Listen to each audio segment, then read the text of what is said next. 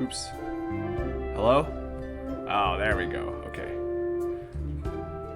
My mic was, I don't know, misbehaving.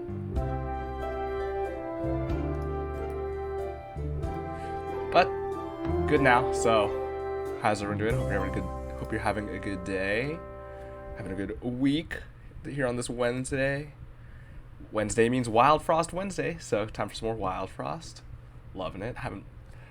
We had some good runs last week, good daily that we smashed through, and then a good regular run too that we managed to win thanks to our super pom bomb. So we're gonna see how this week goes. It's been getting hot and humid here. I say this like every week, every stream I think, but it's really setting in. Got the fan on already. Shouldn't be too loud. Let me compare real quick. Let me just check what the levels look like. Okay. With it on.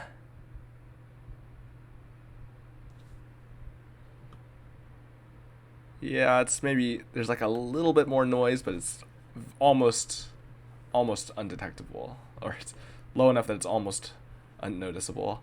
So that should be okay.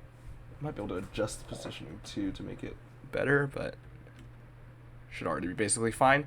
All right, so let's get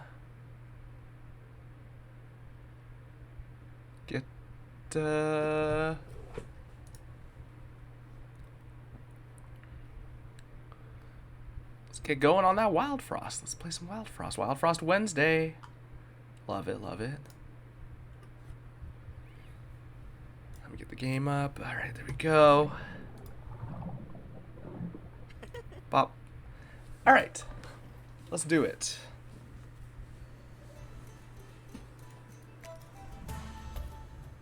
All right, so, I mean, as always, we'll start with the daily run, see how it goes. I mean, I think there's not much else to today, but just to jump on in, right? Nothing else really to say. Oh, no, fog bell, thank you. Broken bell, okay. Broken bell means that we aren't really going to play we're almost always going to be hitting bell to redraw. So, I mean, in some sense, it means we either have to play our whole hand out, right? Because if there's anything that's free, it becomes impossible. Or if we have, for a reason that we have fewer than 6 cards. But as it is, it requires 6 cards to reset, which is our whole hand. And that's unlikely. I mean, sometimes it'll happen, but it's unlikely. And if it's not going to get there, we might as well redraw just as soon as we have no cards left that we want to play. So normally, sometimes it's worth it to go and play out, the 1 or 2 more cards to get there. If you've played 2 cards, sometimes it's worth it to play 2 more. But if we've played 2 cards and we want to reset, we should just redraw. Okay, Frozen Heart Bell is annoying. We'll have to keep that in mind when we build. Blink Snail Bell is just annoying, but mostly doesn't make a difference because it's not like it changes anything about how we play the fights out. Just might change when we decide to spend. Alright.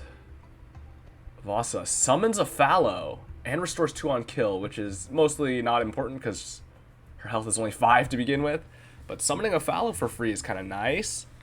And, I mean, the healing on kill is something. That's just from the Cloud Bell, Cloud Charm.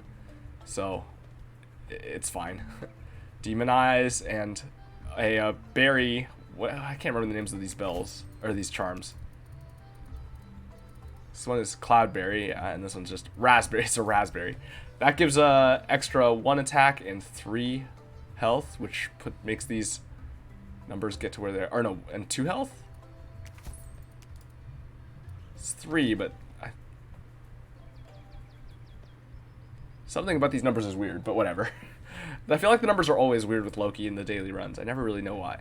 Got Junjun. This is default, bunch of default tar blades. Ooh, a snow blade. Hey, we made good use of the snow blades last week.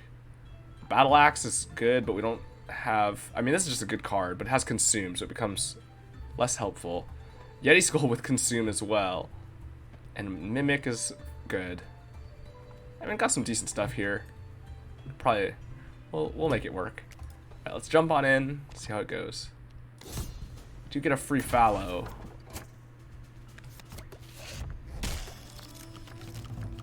So that can, like, clear a bunch of stuff. It's not quite enough to kill the Chungoon and the Pengoon. I could June to snow the whole row. I don't know if that's worth it, though. How many things am I playing here? I'm not playing all 6 because I don't want to play all the Tar Blades, but I could snow something. Is this enough? No. 1 snow is not enough to prevent the Chungoon from attacking. But I can kill the Pengoons, so maybe that's the play.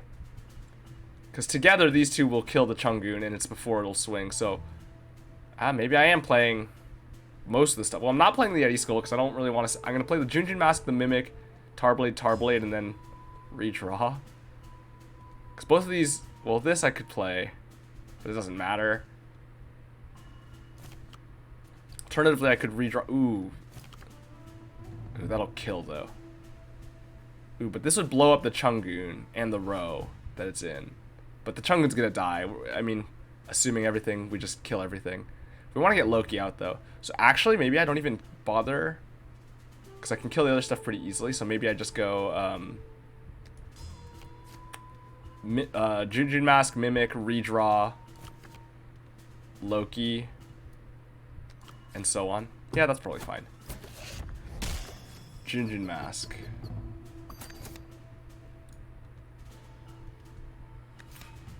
Okay, they're both going to take 1 here. That's fine.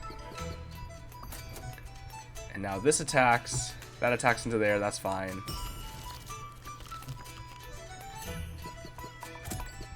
This kills, and then we get a combo kill. And now this kills the Chungoon. Play out Loki. And now Vasa kills the Chungoon.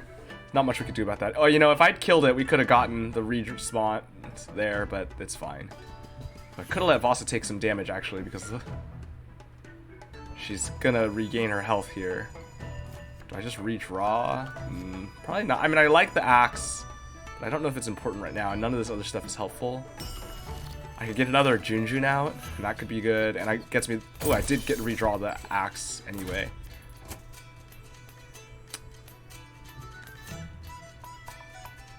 One, 2, 3, 4, 5, 6, and it hits here. Do I want to do that, or do I want to have them swing up here so I can beat up the Goblin?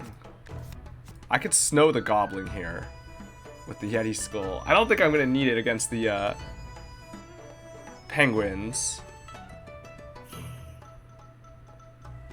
So maybe I just sacrifice the Junjun to get snow here. And let them do a bunch of damage. Let this die before everything else comes out.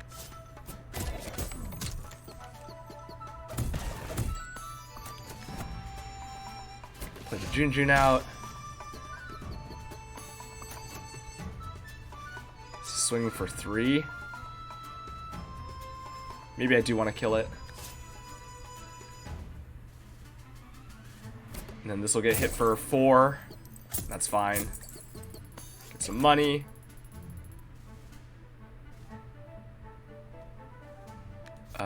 We're losing out on a lot of turns here, unfortunately. Or a lot of their swings. Because I'm going to kill the Goblin this turn. So I'm just trying to get as much little extra damage as we can.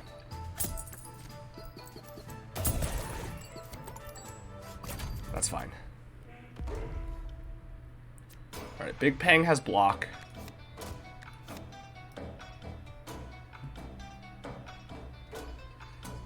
This will kill 2 in the row. I could kill a 3rd with a battle axe, but then I don't get the pop. Oh, no, this will kill... No, it doesn't, because the overburn doesn't hit. I don't think there's any way of avoiding it. I mean, I could only kill 1 if I'm trying to get a combo, but... doesn't really matter. Let's do this.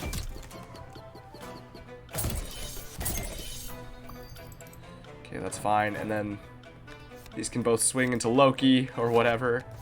Actually, then we can just have the Fallow swing for a bunch, too. This will just be a 3 kill, right? Because we'll barrage these two, and then that'll get put low, and it'll get hit and die.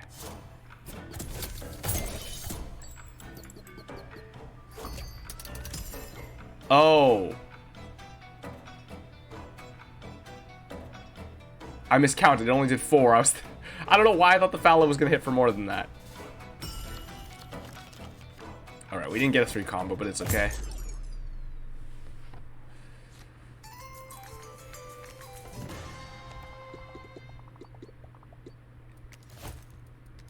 Our board's pretty full just from our free fallow and the Junjuns, but could be fine to take more. We only have 1 sack outlet.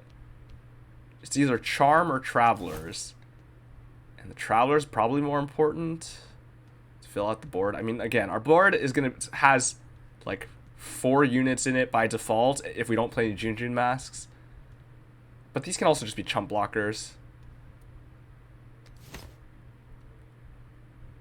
We are getting a Traveler here, though, so actually maybe it is the Charm. Since we're already getting a Traveler, our board's getting pretty full. If we play a Junjun mask and what we get here, that'll be a full board.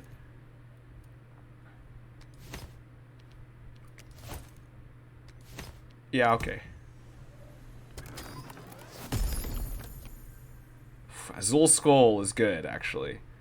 Azul Candle could be good, too, except I think Azul Skull is more important because, A, it's a sack outlet for our Junjuns and our fallow if we want.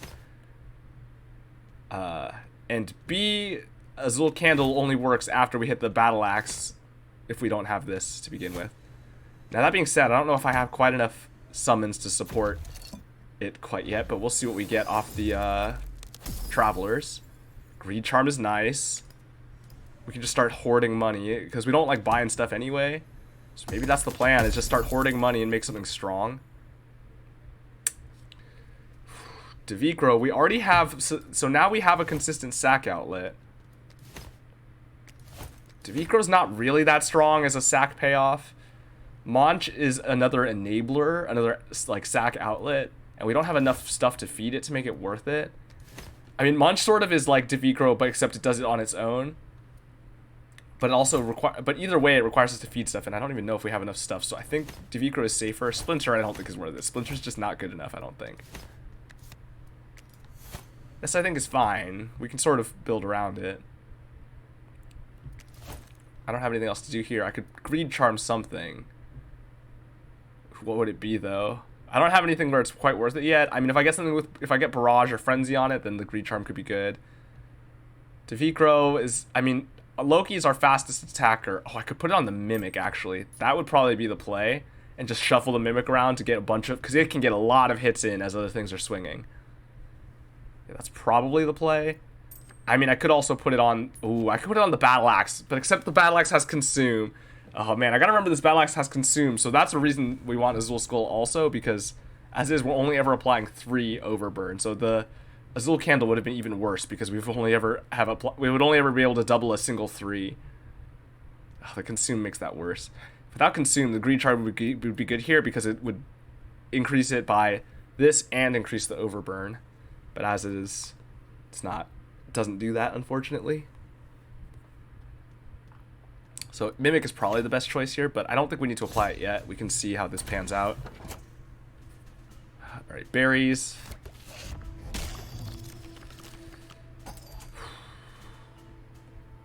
Okay, we don't really want to summon the, sack the fallow, because it is actually pretty decently strong as a barrager and also just a big health pool. So we probably aren't using either of these this turn, or this cycle. Tarblades are mostly dead. Sunburst 2-2 is okay, but we can just play Loki and Sunburst 2-2 or Loki and nothing. We are playing Loki, though. Loki hits hard and applies Demon Eyes, which is nice. Now, the thing is, this Berry Witch is going to get to go first. The Earth Berry is going to go first. Unless I hit it.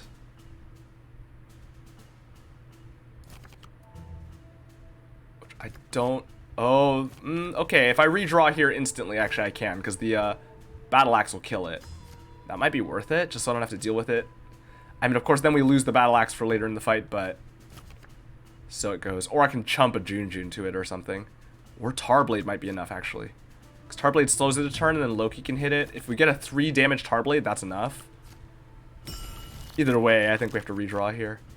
2 damage Tarblade. I guess I knew that. I think I had 6 cards in my deck. Yeah, that was the rest of my deck. I could have counted.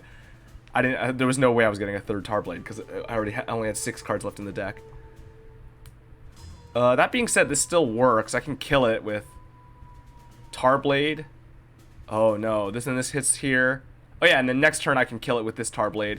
This Berry Witch will swing for 2 and do nothing. Kind of a roundabout way to do it. We're going to end up using all of our stuff here, but I guess that's fine. And then we just play all this stuff out.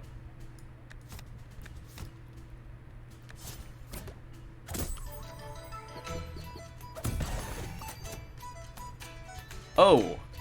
Oh no, it still gets to go first. Although it's only going to hit for 1, since it goes before the Berry Witch. So that's actually fine. Loki's got so much health here. So I can just start summoning stuff then. I play the Mimic here so it gets some damage in, right? Onto the Berry Witch.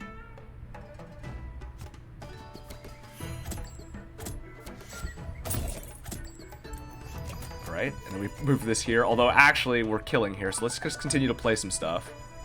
Who do we want counting down? Devikro. But Loki's gonna get us 7 damage on whatever's in front here.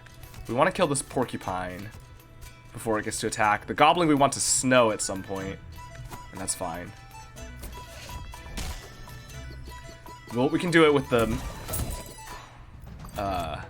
Am I playing both these out? I don't think so, right?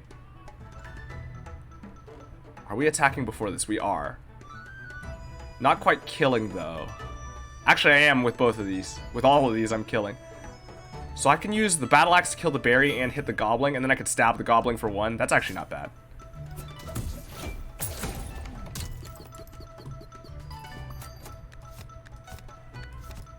Ooh. Do I want these attacking the one of these hitting here? I guess so. Oh, actually, we'll kill the Goblin this way, because we'll go hit, swing, hit, die. So actually, maybe I stab it once and then it dies regardless. Just to get an extra... Well, the hits are the same. It's the same number of hits total. This doesn't really matter. Alright, there's the Queen Glowberry. Do I want to kill the Berry Witch first? Do I even care? The Berry Witch is pretty easy to kill, I think. I just want to start ticking this damage down, probably. Get a Demonize, hit with the Mimic. Or maybe I don't even hit with the Mimic, because if I hit with Vasa, then I hit for 8 there. So actually, maybe I don't want to hit the Mimic. Yeah, that's fine.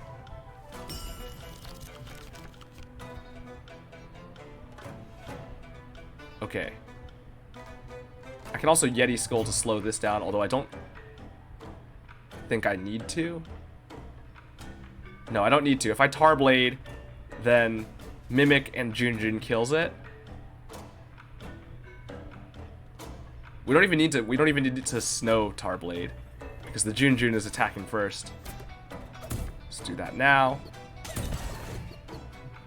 Although I am not able to sacrifice the Junjun if I do it this way. I guess I could just redraw instantly.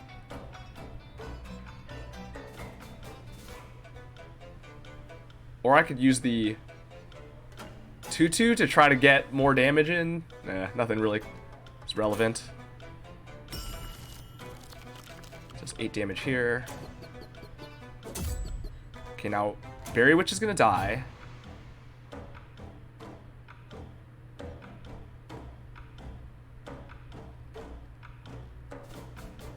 Huh.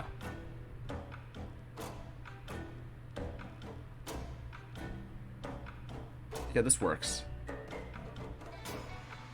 I can, who do I want to tick down? Doesn't really matter. If I tick down the Fallow, then I think we kill here, because we go hit, kill, hit, kill.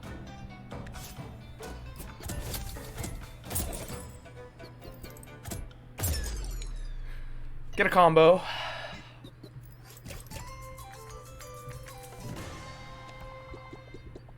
Okay, Shade Sculptor. Get another Battle Axe. I could Greed Charm the Battle Axe and get a second one or something. Or I duplicate the Azul Skull. I don't really have enough. I need to start playing the sack out more, though. Woolly Snail, I don't have enough to buy much. I could buy a crown and that's it. I mean, a crown would be good, but it's probably not worth it. We could get some charms. A Frozen Traveler would be good. My Shade Sculptor, what am I Shade Sculpting?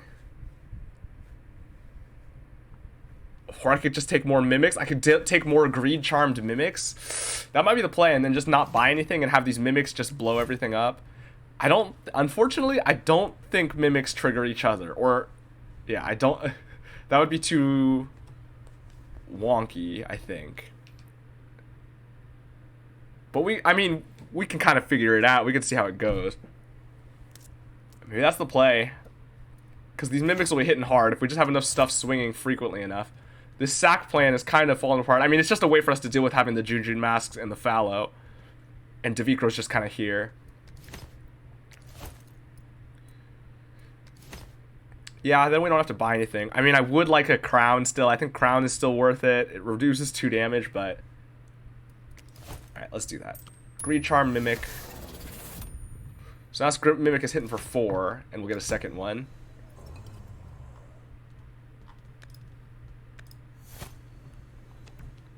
Take a new charm.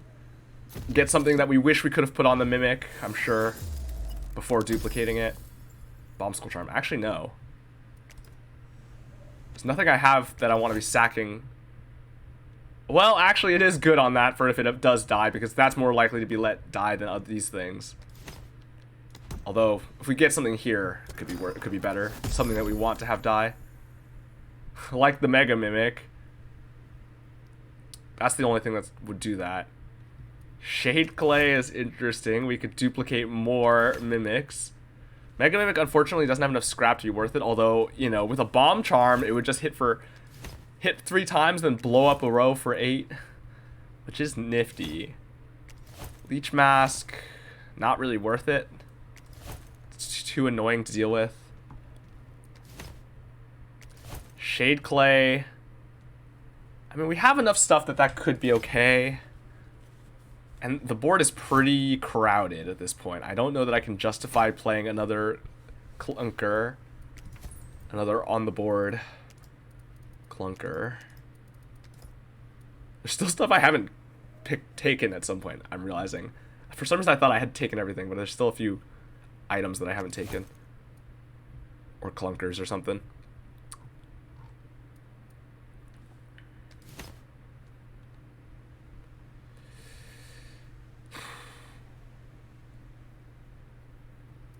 Probably, I mean, look, this is a 3 damage, or 3 counter, deals 2 to everything. Like in that sense, it's pretty nice, but it deals 2 to one of our things as well. And in event, we kill it if we're clearing the board. Especially with things like Overburn. Although, actually, it gets out of hand pretty quickly, and it becomes very hard to kill. So it does kind of just stick around a lot of the time. But then it gets in the way, right? It just stands in front of everything. And then that's very annoying. Because then it's just being a big tank, a big front line. I guess it's Shade Clay. We have enough stuff to put it on, and a lot of our stuff is consumed anyway, so if we want to get rid of it, we could just play it on the Skull or the Battle Axe. Playing it on the Tar Blades is not great. Playing on the Junior Mask is okay. Playing on the Mimiks is fine. I don't know. It's not a great choice. Do I want to put the Bomb Skull Charm on a Mimic? Well, we'll see if we get any more sacrifice fodder.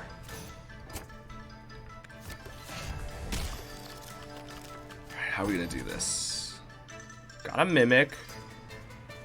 Don't need to play it out immediately. How much stuff am I playing here? A lot of good stuff here, actually. The Battle Axe can clear this row. So I probably will do that before it attacks. Or I can go for the Winter Worm just to reduce its damage. Fallow does hit that, though, which is kind of nice. Not enough, though, so maybe I do want to use it up here. The Snowbow's only doing 1 at a time, which is much less scary. I mean, it hits aimlessly, but whatever. So if I want to count stuff down, Junjun Mask, Mimic. Oh, I could Shade Clay the Mimic, too. It does take a turn to copy it, which is a little bit annoying. Oh, the Azul Skull actually blows up the Snowbow. So that could be worth it, too. Actually, between Azul Battle Axe and the... Oh, no, because it's not going to pop it here. It'll pop it eventually, so maybe Oh, it'll pop and hit both of them, which is nice. So that's probably what I'm going to do then. Jujun Mask. Battle Axe the Winter Worm. Shade Clay the Mimic. That's 3. Play both Mimiks. Okay, what's the order though? Because this is going to be on a counter 3. So I don't know that I have time to do all that if I want to get the Mimiks out. Because then I'm Azul Skulling the Junjun Mask after that. Which is fine, I guess. This is on a 5 counter.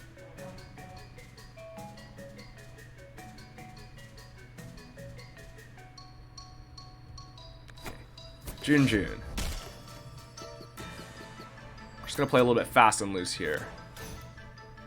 Because now I can battles. I don't need to battle axe instantly, actually. I can do that whenever. Because I had to do it here if I was doing it with a snowbow, but I'm not. So I can play Shade Clay on the Mimic and then play a Mimic here. Let this swing in. Let the Mimic swing. Oh, it doesn't work on clunkers. It's only on items. Duh. I was thinking just a card in hand, but it's an item. Okay, never mind. That plan does not work. Is there anything? I mean, I could duplicate the Battle Axe. Is it even worth it? Okay, Shade Clay is not as helpful as I was hoping here. So we play Mimic at some point. So I just play it now, I guess. Because now we can cycle the Mimic through and have it hit everything as needed. And I Battle Axe here on the Winter Worm.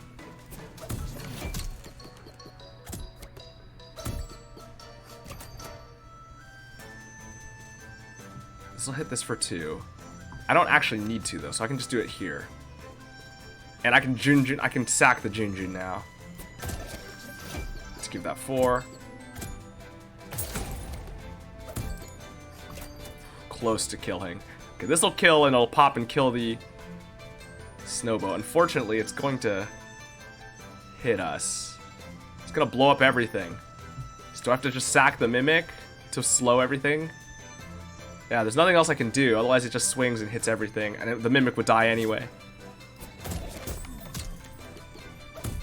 So, oh well. Now the reinforcements come in at the same time. And we all have to redraw. There's nothing else I can do. Kind of an annoying hand situation.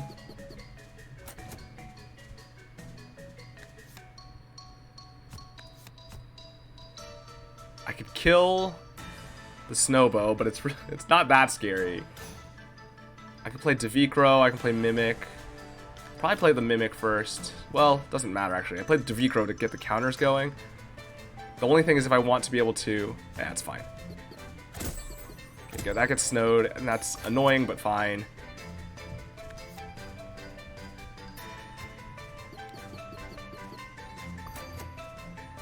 Okay, what do I want getting snowed here? Devicro, maybe? This gets hit for 2. That's maybe okay. This'll kill here. I can also snow the Boozle and for a turn and do a bunch of damage, which is probably fine.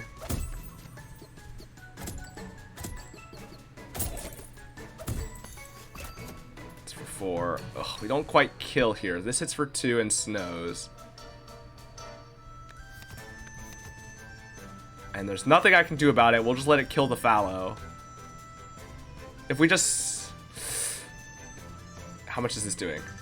2 plus 4. So 6 plus 8, 14. Not quite killing. Oh, I could kill it if I stab it here.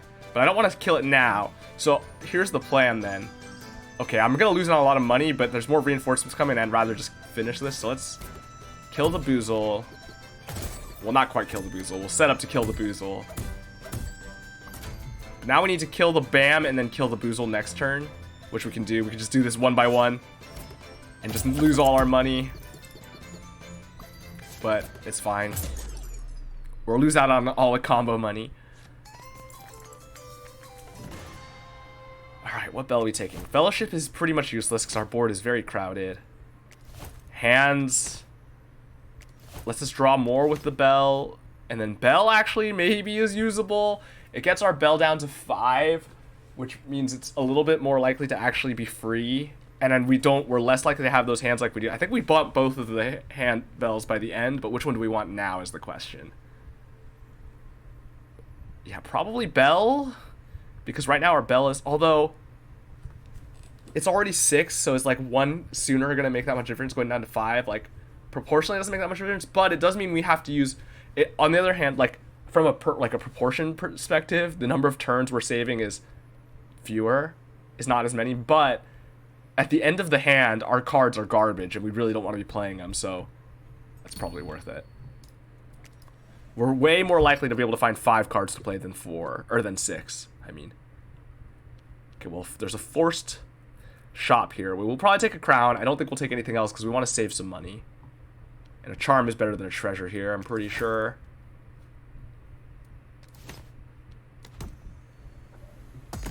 Devicro's mostly dead. We're not really making much use of it. Ooh, Foxy and Snobble are both good. Would have been good with Greed Charm, too. Though the Mimiks are fine with Greed Charm as well. Demona could be interesting. Gets us more... See, Demonize is very good with the Mimiks. Especially with our Greed Charmed Mimiks. So maybe that's the play. Like, I still have these sack outlets, but it's mostly just to get rid of the Junjuns and the Fallow. Right? We don't need to... Like, the Devicro's very marginal, the effect it's having.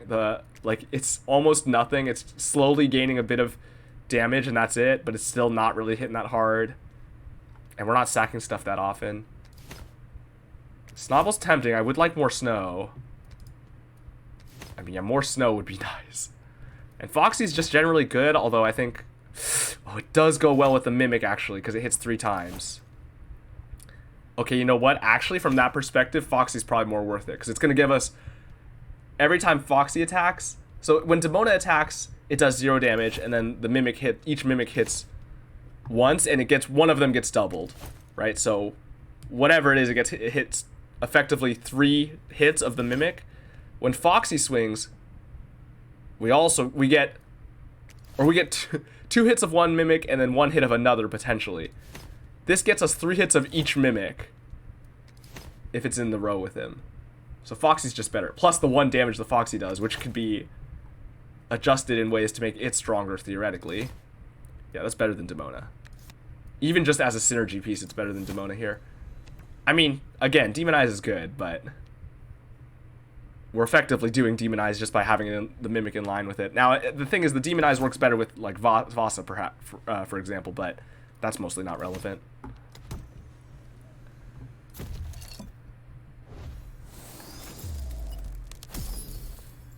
Moose Charm.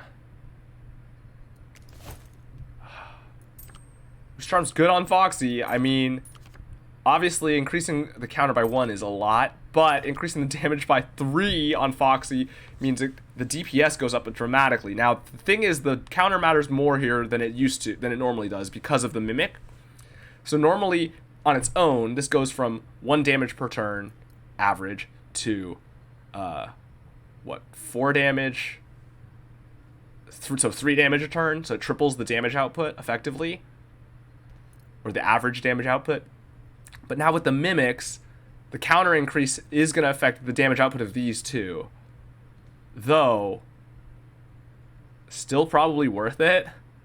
Because we have things like the 2-2, and we still can have other stuff attacking to line them up with.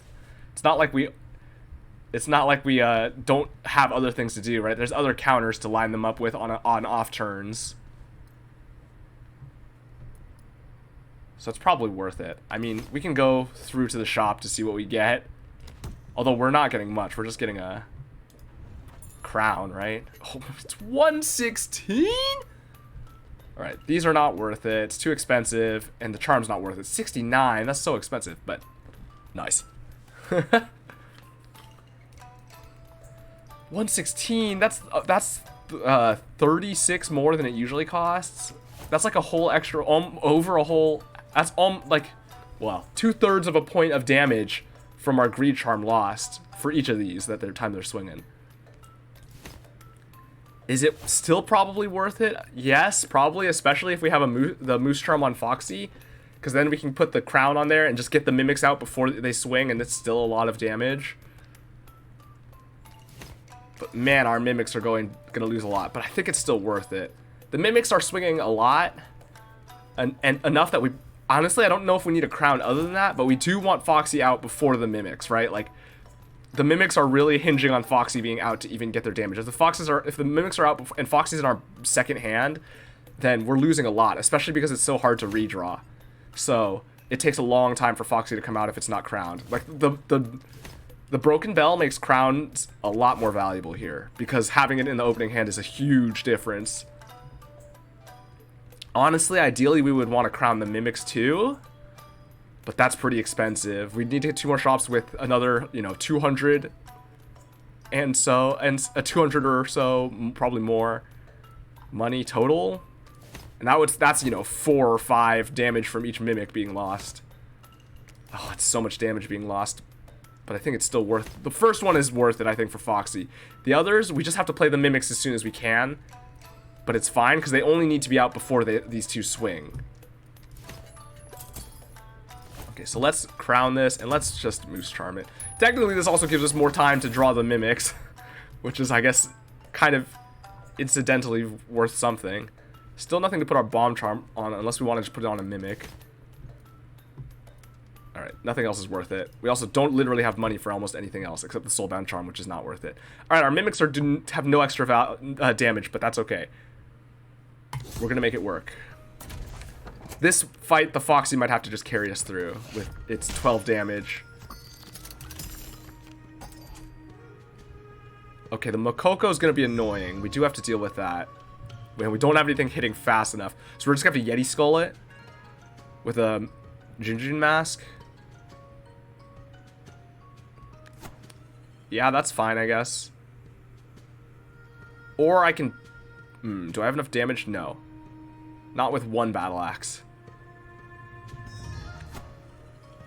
Alright, we'll just have to... We're gonna have to just, Junjun... Or Skull it. Oh, I can't quite afford... Oh, I can. If I let something else take the 1 damage here, then Junjun will get to go before I snow it and shut it down. Huh, maybe I can afford to let it swing until we are able to kill it, because it's going to do 6 damage total before in the 3 turns before Foxy gets to blow it up. 6 damage total is kind of a lot. But I can let Junjun take 1, and then Fallow take the other 5. Okay, you know what? Maybe that flies then. I can play Loki and then redraw for a Mimic. I mean, the other things are all consumed. I don't really need to be playing them here, but I do want... Do I even want the Loki out? I guess so, because the other things will die, and then I'll play the Mimiks out. Okay, so actually, maybe I don't need to snow it here. Hits for 1, and then we move the Fallow, hits that for 2, hits that for 3, and then all of this stuff swings. Hits that for 1. Hits there for 2.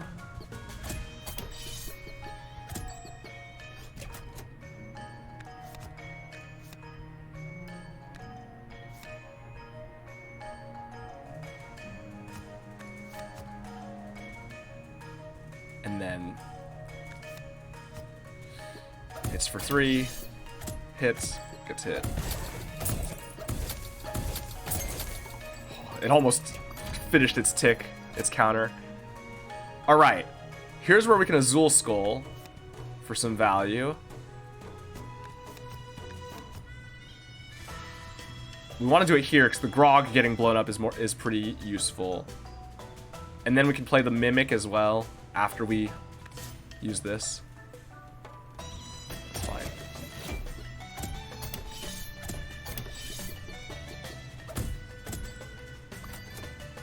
Okay.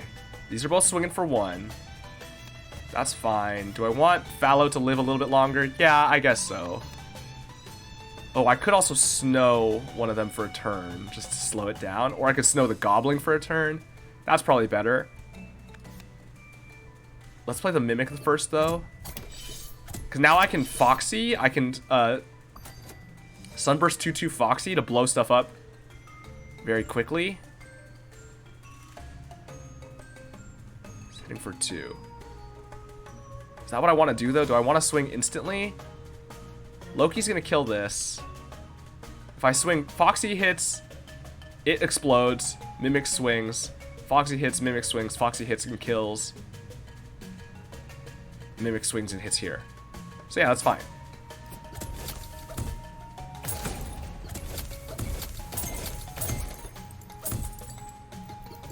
And Loki kills. So it's fine. Oh, I didn't even line the Mimics up in a particularly good way, but it's fine. This is fine. This will clear this, and then these will both swing into this. The Pepper Witch is going to get scary. We're going to have to deal with that somehow. Or just chump it with the Fallow, which will be at 1 health. I could Snowblade it. Is that worth it, though? Probably not. I think I'd rather just redraw for my Overburn and my 2/2 and stuff. Although it's actually, I'm at 1, so I might as well. Except that this is going to apply Pepper here, but that's not going to matter, because if the Moko swings, we're dying.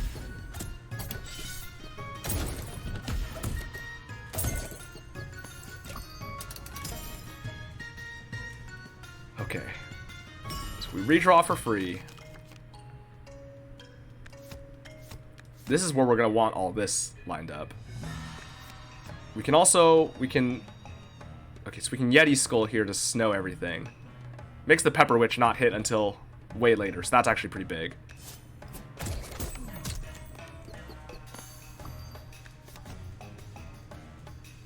This is big. Loki hits first, Foxy hits for, oh, but it's gonna get all blocked. So actually we do it in a different order then.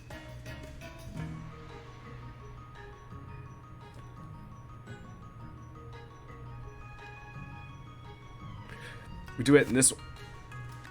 How do I order this?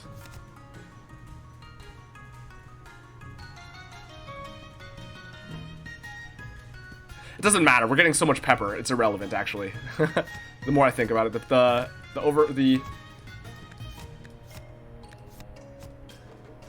we're gonna be swinging so many times. It's not gonna matter. And in fact, I probably just attack this to give us extra pepper immediately. Not that it matters for the first bunch of hits.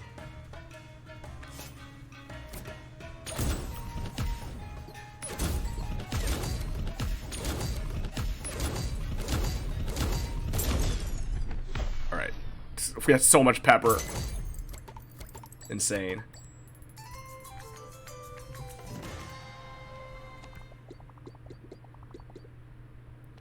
Gnome Traveler. Shade Sculptor, get another Mimic. No, probably not worth it. I think I'd rather have the Charm. Frozen Traveler's not bad either. I mean, I don't know. The board's pretty full, but the Gnome Traveler's pretty much dead. Shade Sculptor's also mostly dead. I don't think another Mimic is worth it. That's too many Mimics. Our board's already pretty full. And then the thing is, 3 Mimics, you can't even put them all on a row with a thing that's attacking, right?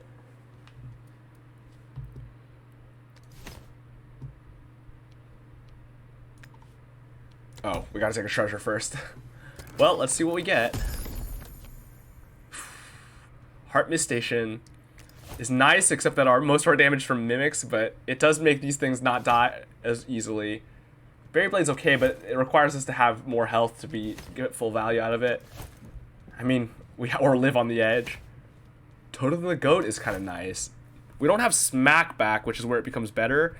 But we do have stuff hitting hard, and so when letting them swing in, although we don't really want them swinging in, so it's a little bit. Both of these require us to get attacked, and we don't really want to get attacked in the first place. So maybe it's just Berry Blade for a little bit of extra healing and a little bit of extra damage from hand. Although I don't know that that's correct. The thing is, our board's pretty full, so I don't know that we'll have space for either of these anyway. So they'd mostly just be dead draws, which Berry Blade's also not as helpful, but it is damage in hand, and it is some healing for Loki. For Loki, it's worth it. For the Fallow, it's actually... Oh, actually, the healing is good for the Fallow. It keeps it alive longer, and it has the health pool to support it. So we'll take the Berry Blade. Alright, go to the Travelers, see what we get. Groff is good with Sack. Shen is okay, but we don't really have enough Overburn synergy, and it's also a little too slow, I think, to be worth it. Like, in general, Shen is only really good if we have charms on it to make it tanky and to, like, give it smack back or something so that it's applying a lot faster. Variousys is a nice tank because it gives us health elsewhere. The thing is, a lot of our stuff doesn't, it's just, our Mimiks don't care about that. Everything else is kind of, so maybe it's just Groff to go with sacking the stuff. I mean, our board is very full, though. What do I get rid of then? Loki, maybe? Yeah, probably Loki. The interesting thing is, actually, Groff lined up with the Mimiks. If we sack something, it triggers twice, which triggers each of the Mimiks twice. And that's a lot of damage. Groff does work well with the Demon Eyes, but I don't think we have enough Demon Eyes to make it worth it. It's a multi-hitter that goes well with them, so maybe that's fine. I don't think we can... I think we do probably take the Groff regardless, because it sort of fits in our deck the best. The question is, do I keep all of them in, or do I cut the Loki?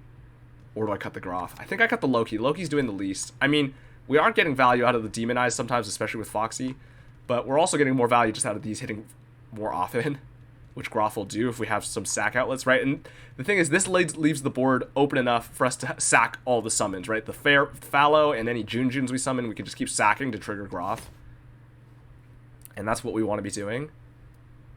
We're at +2 on our Greed Charm, and we really don't want to be spending money at this point.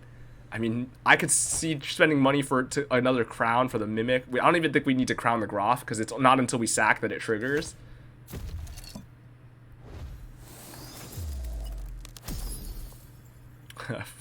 Frog Charm is dead, because nothing's ever going to be alone. I mean, I guess, theoretically, the best place to put it is our leader, in case our leader ends up alone. Mimiks, it's literally dead, because they do nothing on their own. Foxy, it could be good on if we're in the situation where it's just our leader and Foxy left alive, because then Foxy hits for 7 each hit. But like Groff, it's pretty useless, because we need things to sack. I mean, I guess if we sack something and clear the row that it's in, then it could be okay, but like it's mostly not relevant. Now that being said, it's probably worth putting on something, although I don't think it's going to come up. Explode Charm, the Bomb Skull Charm, still not relevant. I don't know that it ever will be. I think it's probably just going to be best to put it on a Mimic, because these other things dying, although we don't really want the Mimics dying either, but these at least are doing stuff now on their own, and obviously it's literally useless on our leader. The question is, do I place it before this battle, or do I just go for the battle? I mean, am I ever going to find anything that I put it on instead? A sack outlet, like a Chikichi, but I don't know if we even play a Chikichi. Maybe we do with Groff, because then instead of sacking this random stuff, we just sack the Chikichi over and over to trigger Groff. If we find that, that might be worth it. Then our board's very full, including the Fallow, and we have to just sack it immediately, which is fine. The Fallow is not that important. It's just a nice damage sponge. Alright, I think we're fine. We'll hold the charms a little bit longer. Ooh, teeth fight. Okay. And the Smog and Marrow are lined up. That's really not good. Marrow has 14 health. That is very bad, because our Mimics are not good here. I might have to just get lucky. Play Groff into the Yeti Skull. And just hope the Groff hits Marrow twice. Do I risk the Mimics dying? I don't know. I think I hold the Mimics, because the Mimics died at 1 hit. Groff survives 1 hit into the teeth, and this slows them down at least 2, which is kind of nice.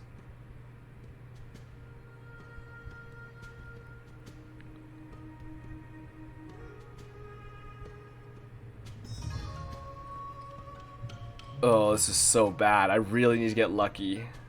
I mean, all of our stuff survives 1 Mimic, or 1 teeth hit at least. Except the Mimics. I do want to play the Mimics out at some point, so I have to try to kill the Marrow before I play the Mimics, but I also want to play them out pretty... Alright, let's play out the Groff. Who are we letting tank to? The Fallow, I guess? So maybe I play a Mimic out here. I mean, I can always rotate them around. I don't need to have them attack if I don't want to risk it. Because now I can slow here and let the Groff swing in.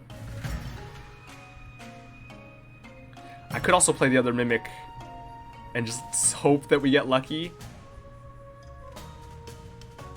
It would have to be very lucky to kill, though, because we would need both the Groff hits and both the Mimic hits to hit here, which is 1 in 64. Not 1 in 16. I did an extra 4. 1 in 16. Very unlikely.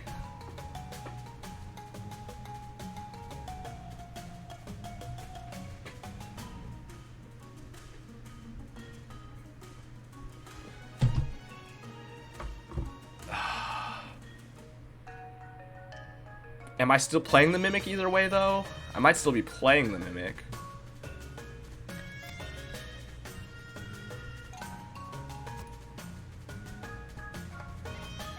Just so that I don't have to play it when we redraw. Azul Battle Axe will help. The Berry Blade will help. I can... Actually, maybe I don't, because then I can play a Chump Blocker out, too, in the Jun. So we just redraw... Or we Yeti Skull and then we redraw. Because if I play the Mimic, I'm going to have to play one more thing. Which... I mean, Tarblade is just a one-turn snow, which with 3 things is not great. Sunbird 2/2 is okay, except that we might die. So let's just throw this out and hope we get lucky. Good. Oh. Okay. Got a little bit. Got a little bit of it. This is fine. Let's redraw. We take 2 here. We gotta get all 3 hits here. We gotta get the 1 and 8. If we don't, then it lives, but at least Foxy... If we get... There's a 1 and 8 that we get what we want. And then there's a 3 out of 8 that it doesn't kill it, but it survives. And then there's a 50% chance that Foxy dies and either does 4 or 0 damage here.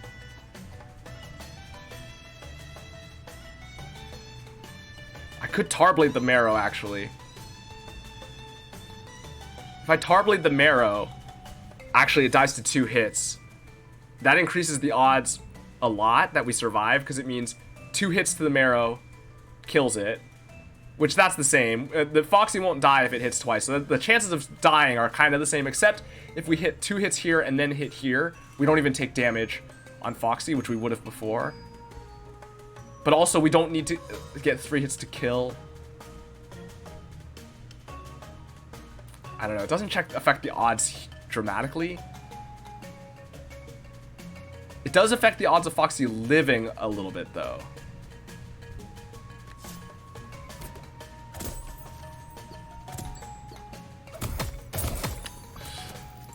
I hate teeth fights so much. Foxy's dead. Let's play the Mimic. Oh, I didn't line it up properly. Okay. Unfortunate. We lost out on 4 damage here because of it. Oh, Pawpaws are annoying.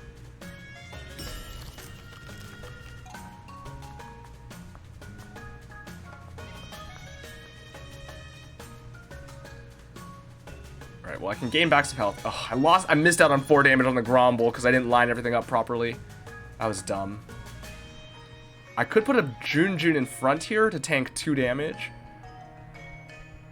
Which maybe is worth it, and then it'll eventually swing and we can get some Mimic damage on it.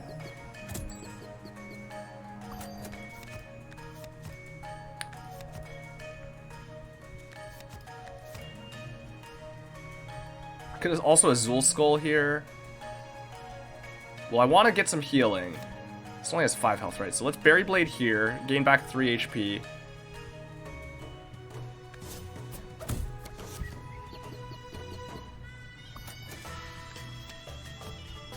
Let Groff tank 1. Tarblade on the Goblin. Oh, except these will kill the Jun. So we sacrifice the Jun. This'll hit. This'll hit for 5. Kill. Hit for 5. The Mimic dies. Oh, less than ideal. So maybe I want this. Oh, it still does not work great. Because whatever happens, the Mimic is dying here. Because of the stupid teeth.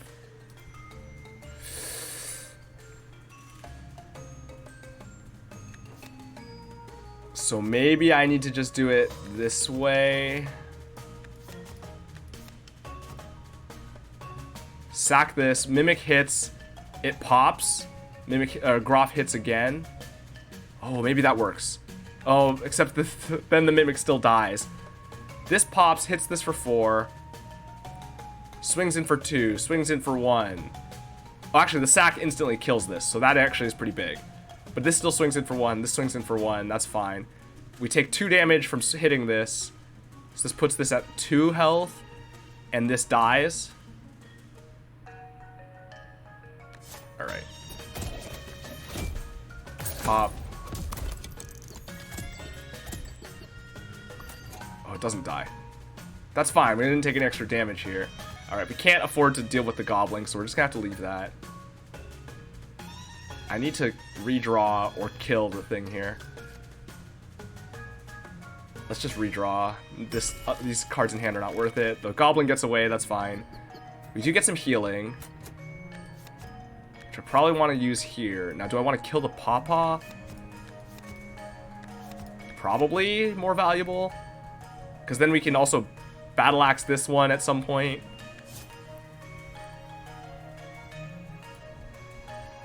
Oh, except we're gonna... Okay, let's not line these up. Never mind. This works. This is fine. This hits here for 4. That's okay. And then the battle axe kills it. Why? What is wrong with the berry blades? Why are they not healing? That happened to me before, too.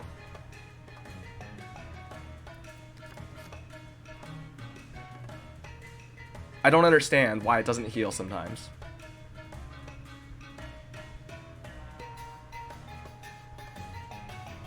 That could cost me. Oh, I need snow for the Maw-Jaw, which I do not have. So we're gonna have to kill it off of Overburn. That's not gonna happen. I do not have a way to deal with the Maw-Jaw other than just chumping it. That's not great. We might just be dead here because of the stupid teeth fight always being a problem. Well, let's pop this before it gets to attack. Especially because it has the block, so we have to kind of chip our way through that as well. This is all useless. Oh, I have 1 snow in the form of this tar blade. Unfortunately, it doesn't line up very well. Because I can't sacrifice and apply snow in the same turn. So I can't trigger the Groff. And Foxy's already dead. That would have been the play, is just time the Tarblade with a Foxy swing and Mimiks. But as it is, that's obviously not possible. So we redraw.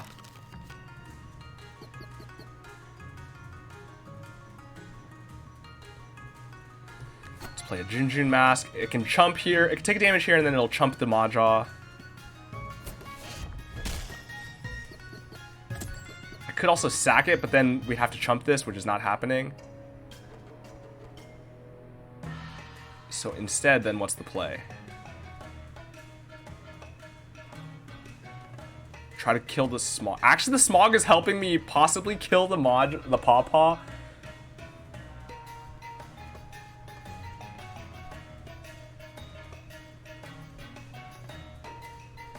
That's fine. I think I don't want to swing into the Pawpaw. I think I want to just let the Pawpaw hit for 1 every once in a while and try to deal with it. So in that case, I'm trying to heal something here, right? Off of the Smog. Okay, that worked. Is it because it died? I don't understand. Alright, this will kill the Smog. Except it's gonna swing. Oh, I have the Snowblade. Okay, the Snowblade gets me there. And then this is going to swing in for a bunch of stuff, and there's not really much I can do about it.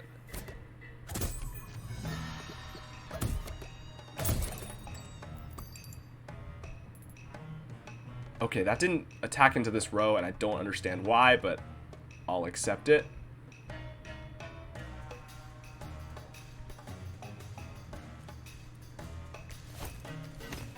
I need to... How many cards do I have left? 3. I need to be able to time the Snowblades. That's basically the play at this point. if I 2/2, this goes down to 3, and then ticks down to 2. Play something that ticks down to 1. I redraw. And I hope for the 2/2. Or do I just try to stall for long enough? Maybe I just try to stall for long enough for the 5 turns, because I can play Junjuns as chump blockers. Yeah, that might be the play. Let's just keep redrawing, looking for the... Okay, well, there's a Junjun. We can play that. And then we can redraw. Do I want to let the Groff die? Do I care about the Groff? Not really. But do I care about the Junjun? Even less. So now let's redraw. Do I want to try to regain health off of this Pawpaw? I don't think so. I think I just want to try to get Snowblades timed when I can. Got another Junjun Mask and the Azul Skull, which is actually kind of nice. So Groff can take another hit. We have the Snowblade for when Vasa swings. So this turn we... I think I duplicate the Tarblade, because I need the snow. That actually is probably the play. The snow is so important here, and this lets me stack snow a little. No, it doesn't, because it's still only 1 turn at a time. But this is actually the play for once. The item shade actually coming in clutch.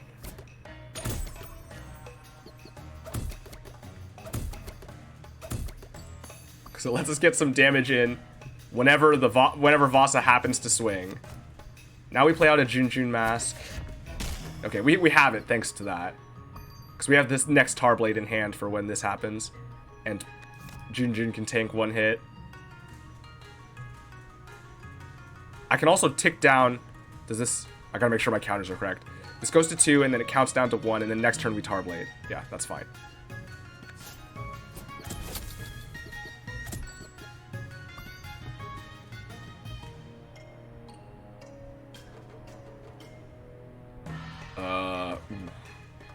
I can't even pull this. So it's gonna swing in, get itself killed. Oh, but if I snow it, we're fine. We're fine.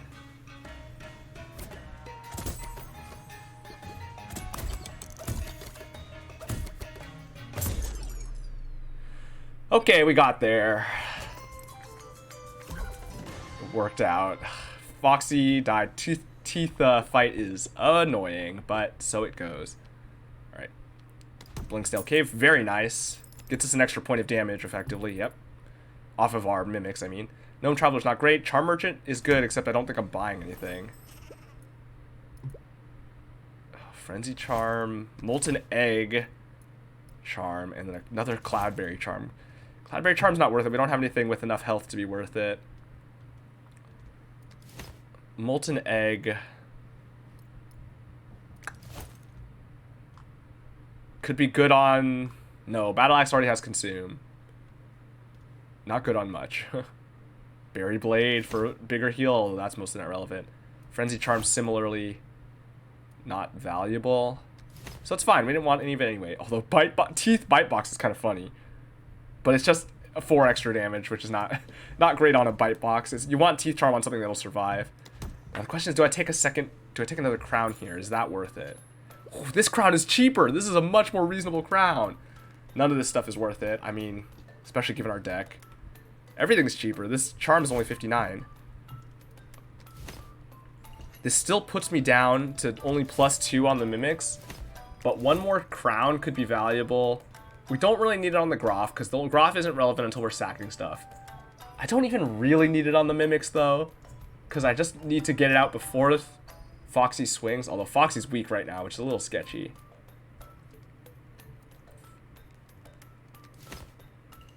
But also, I mean, nothing we can do about it. Maybe I don't bother. I don't think anything is worth crowning. None of my items are worth crowning. It would just be for 1 Mimic. And I don't think that's worth it. I think I'd rather have both Mimiks be stronger. Okay, maybe I should start thinking about playing. Because we have a boss coming up.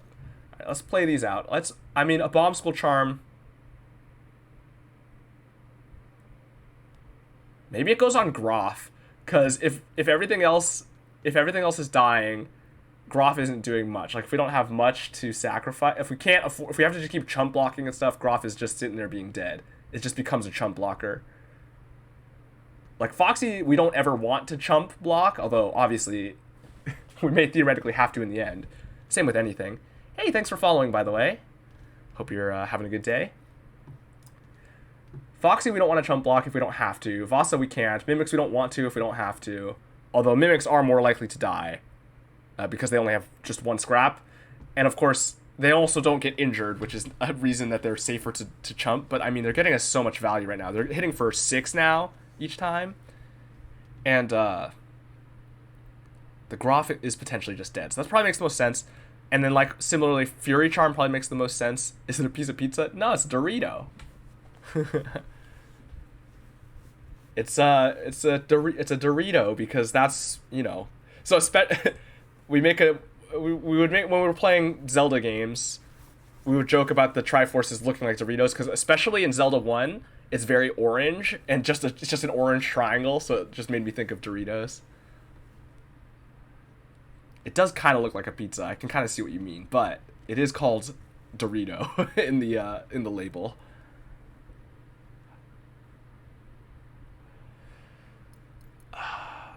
Now, the Fury Charm, though, if it goes on Vasa, that's probably, like, in some sense, putting on Vasa is the safest, because that's the one that's most likely to end up on its own. But if we're at that point, I'm pretty sure we're just dead. So I don't know that matters, right? It's probably best on Foxy, because there is a theoretical situation where we end up with Foxy on its own, or just Vasa and Foxy. The thing is it, if we do that, are we lining the Mimiks up with it? Still worth it to line the Mimiks up because they're more damage. They're adding an extra 6 for each hit. But this is sort of a last resort. It's not worth it on Groff because Groff is not really going to be helpful in that situation. Fury is so useless. Yeah, it's not great because in theory your board is best when you have a lot of things out because you're getting the most like recurring value by having more stuff out. So just having a whole row with only one thing is mostly not going to be worth it. There's a few builds where it can be fine, but it's not necessarily like what you're aiming for. But there's some builds where it can be fine if your build is very low companions because you're really just like going in on something. But even then, that doesn't necessarily make it good. And especially with with this tribe, because they have summons and because we summon a fallow instantly, it becomes extra useless because like we're just constantly able to add chump blockers to the board.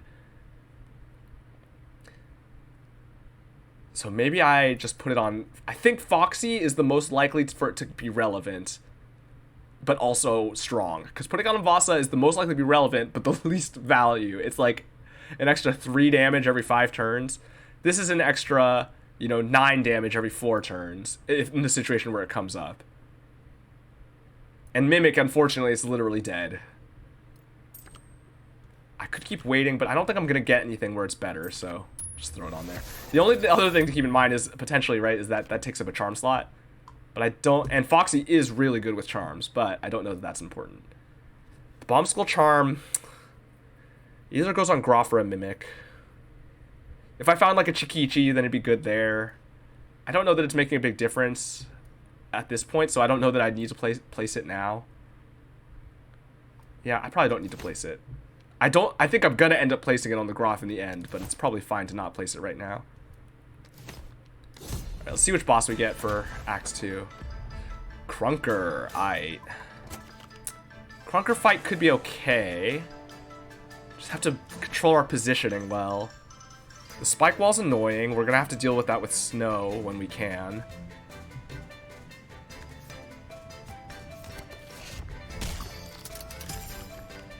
The Crunker does hit annoyingly hard. Ooh, Battle Axe is good with against the spike wall, actually.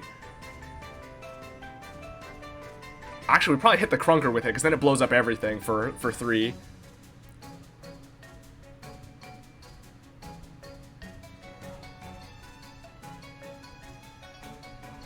I had 3 turns until the Crunker swings. Can I afford to play everything? Or play stuff out? Unfortunately, it hits so hard that whatever's in it line of sight will just die. And unfortunately, it's in the front line of both rows, so if I want, I can just take have only one thing get hit here. I can just chump the fallow away. And that might be the play. I might just play out 3 other things in the meantime. Right, 1, 2, 3, or I could just play redrop, but I have both my Mimiks, so I kind of want to get those out when I can. So I think the play then, well, for one, actually, I can heal Foxy back up a little bit off of... How much damage am I doing here? Oh, I'm not going to be able to hit the Crunker enough to kill it anytime soon. So it might be safer to just be swinging into the Grink. Because with the Berry Blade and the Azul Battle Axe will kill the Grink together. Oh, but I want the Azul Battle Axe here to get more overburn damage. Or overburn value. And unfortunately, even if I swing the Berry Blade in here, this is still going to leave it at 2 health. But that's enough to kill it with another Tar Blade on the redraw. So I am playing 5 cards here, right? 1, 2, 3, and then I might be playing all 6. Unfortunately, the Crunker is going to get to go again if that's the play. I'm going to have to see where the attacks are landing in the next round. Let's get some healing first. Off of the Grink. Well, the Grink is really not that scary. Maybe honestly, my targeted attack should be going into the Crunker. Because it's backline. It also heals both, but that's irrelevant because the Foxy was the only one damaged. Alright, and now this will hit here. That doesn't matter. Because it's going to just die. So let's Battle Axe here.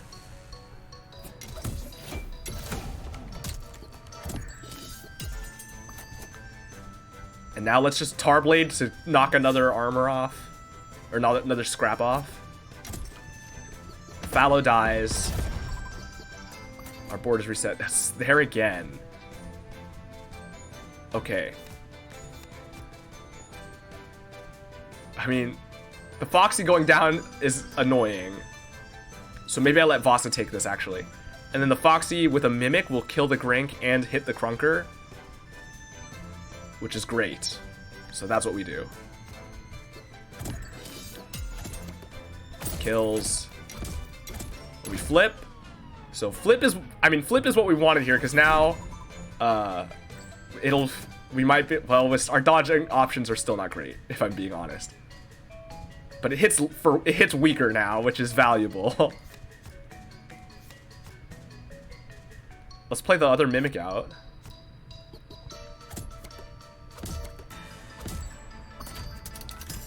Okay, so now, unfortunately, I need to pull something if I don't want everything to die. It's gonna hit its own stuff too. Oh, it's hitting for 6 because of the Ice Forge. Okay, we need to do this. I need to pull like everything. Oh, that's very annoying.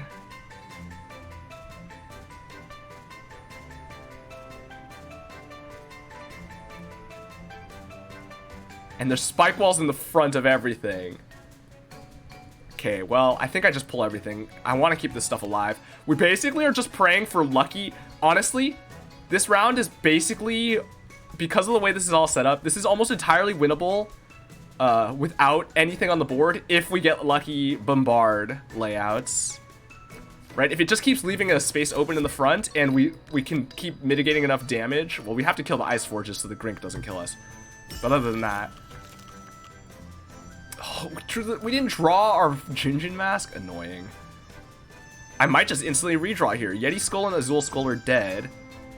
Tarblade. Tarblade could be okay. Okay, maybe we want to kill the Ice Forge. But I kind of want to kill it after it attacks so that it takes more spike wall damage to itself. And if that's the case, what am I doing first? I could Tarblade the Grink or a Spike Wall so it dies sooner. That actually is maybe a play too.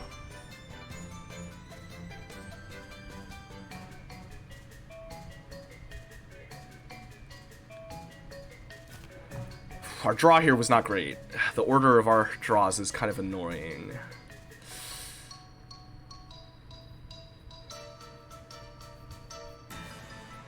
I mostly wanted to just blow itself up, the Crunker here.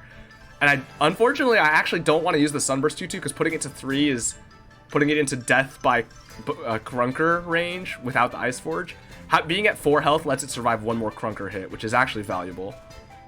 So I think I do just fully redraw here. There's no sense wasting time, right? Okay, there's our Junjun Mask and the Yeti Skull. That's pretty good, actually. Ooh, that is a very good layout for us. We can chump with a Junjun Mask.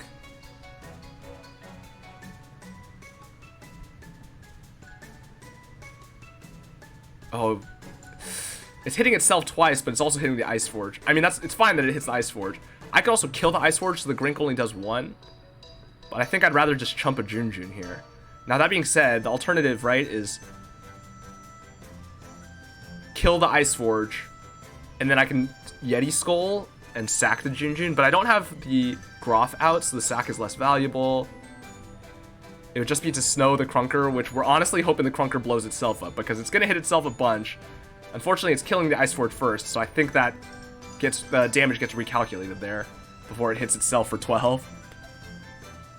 But oh well.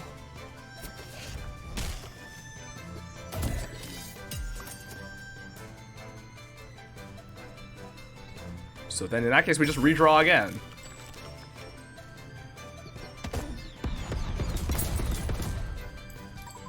Oh, it did hit itself for 12. It doesn't recalculate until after it's gone. We have another open space here, which is lovely. I need to be able to deal with these spike walls before I attack. So I have to redraw for the snow.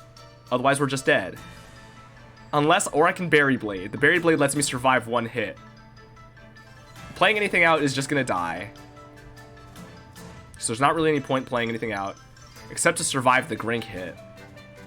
So I can take 1 off the Grink hit and then Berry Blade to heal back up to full, so we survive the 1 Spike Wall smackback.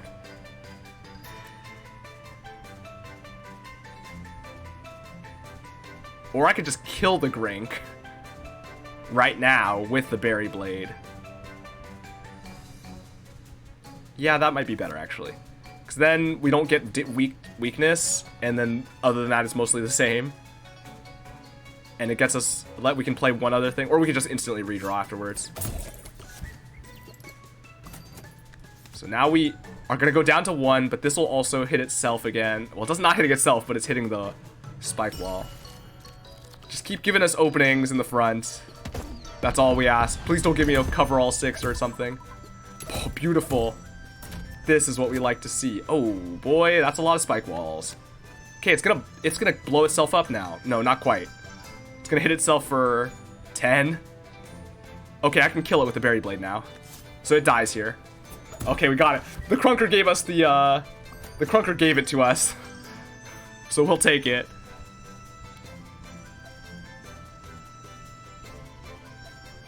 It doesn't... We'll just put this here so that the Grink swings there. Not that it matters. Alright, the Crunker's Bombards absolutely gave us that fight, and we will not complain about that. Take the hands. Alright, recovered. That's great. We're definitely just taking the money here, because we have Greed Charm to begin with, and... I mean, Charm Merchant is great, but we want the Greed Charms to just keep ticking up, and that also gives us extra money anyway, so... This gets us up to probably 6. Oh, just short. 7 short of 6 damage on the Greed Charms. Well, we'll get it during the fight. After we get a kill or 2.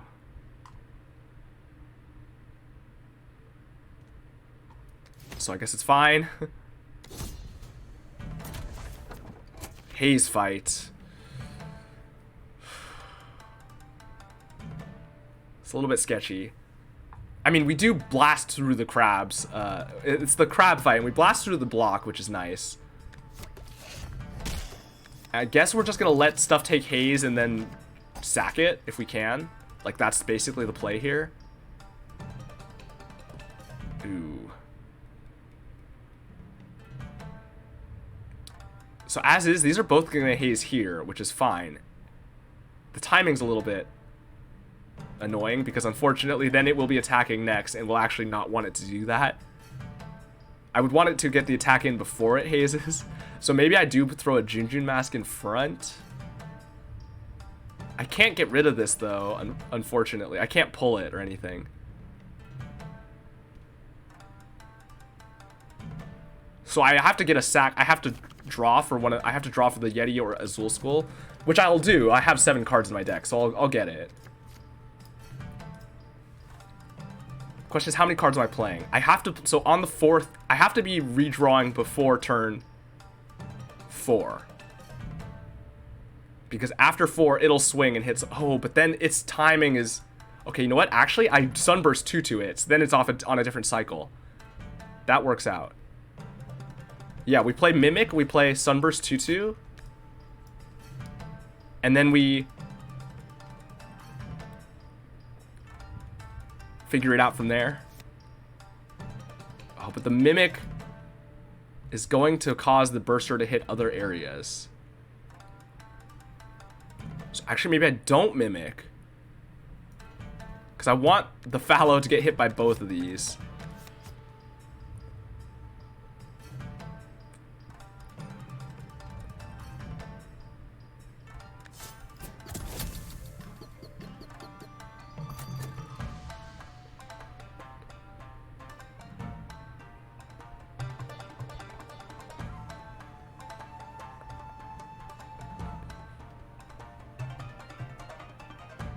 Okay, it's Battle Axe here.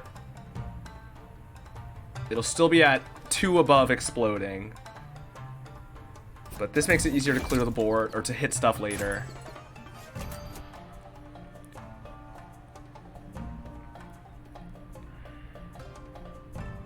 I think I just redraw. None of this stuff is stuff I want to be playing yet. Okay. So we want these to swing in, and then we're going to sack it, and then we can start playing our stuff out again. So for this turn, I probably Shade Clay something. The Snowblade, probably. Because,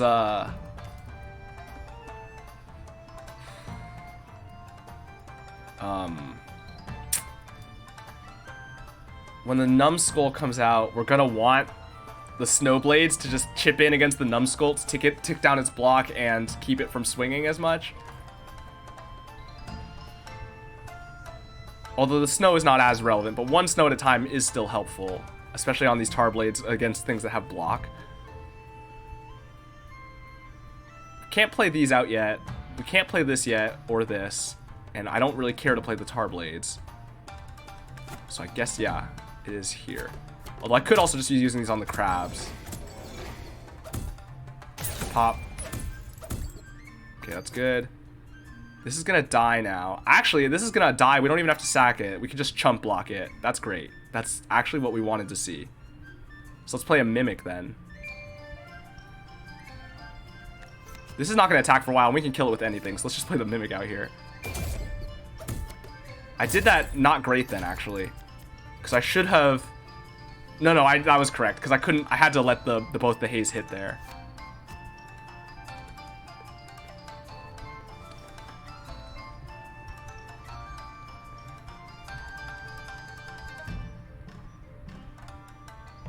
Okay, if I... Oh, no, this is Azul Skull. It's not the... Alright, but now I can start... Okay, I still don't have anything to sack, but I can play the Groff out in preparation for sacking stuff. I also have both of my Snowblades. If I Snowblade, actually, we kill a bunch of stuff, because this is doing an extra... This is doing 8 damage per swing, so Foxy will kill this, apply block all over, that's fine, but we'll get kill... We'll hit kill before block applied randomly. Hit kill unless it's got block, in which case... It'll absorb some of the block, and that's fine. We just don't want it attacking first. Oh, but actually I kind of do, because I don't want to hit it, because it'll give block out. So maybe I just play the Groff. It's gonna hit for 4 on something. I can let it hit the Groff for 4.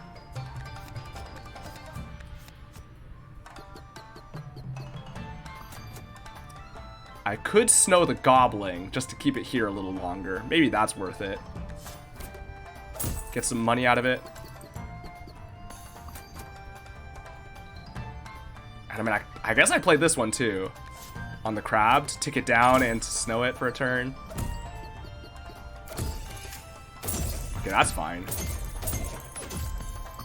We got a big combo there, which is nice. Gets us up to, no, not quite +7. Alright, we can't play any of this.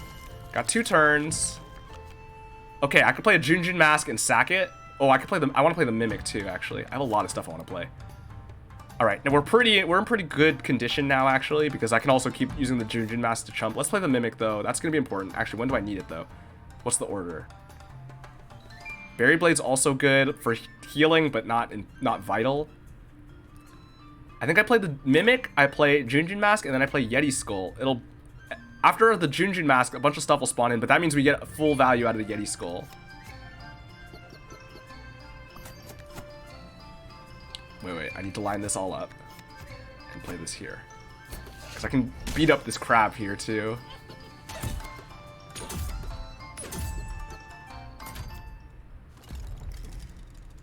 Good. That's acceptable, because now we can sack this, snow all this, and then clear this row. This is actually like exactly where we wanted all this stuff to go.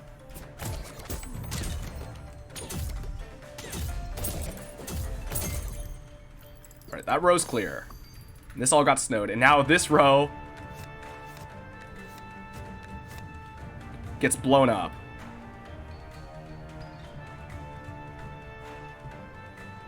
Let's tick down the ice block there. We're not going to clear the row, unfortunately, but it's going to hit a bunch of times. The block is tanking a lot of damage. This numbskull's surviving a lot of damage here. Alright, let's play one more thing. I just ticked down the Foxy, right? We have to keep in mind, we're going to get bursted once. I could let Groff take it. Well, especially if I Berry Blade, then it can take it and then I can pull it. Which is probably what I want to do. And the Numbskull also is potentially going to get a hit in, actually. Unless I snow it again, which I will be able to. Because I only have 3 cards here. I can play 2 cards, redraw, get a Snowblade, and then we should be okay, actually. Actually, this might just be enough to kill, because this is going to be 3 times 3, 9 hits. Oh, it actually might just be dying. Well, let's heal up here.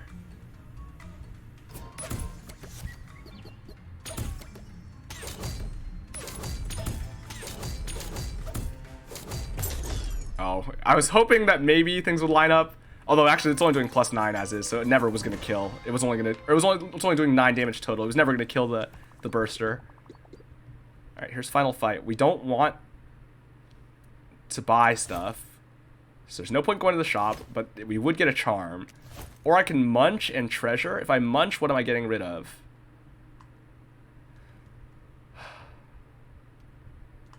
Tarblades, probably. The Tarblades are pretty dead. Shade Clay is pretty dead, although sometimes it's useful, right? It gets us an extra Snowblade.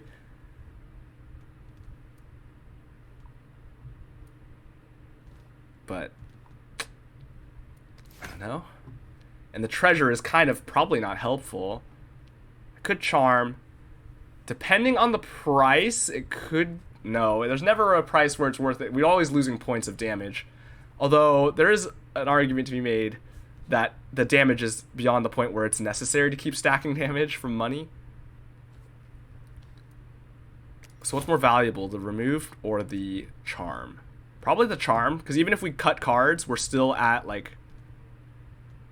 Our deck is still going to require us to draw twice. Actually, after everything gets played or removed or consumed, how many cards do we have in deck? 1, 2, 3, 4, 5, 6, 7, 8. And whatever this copied.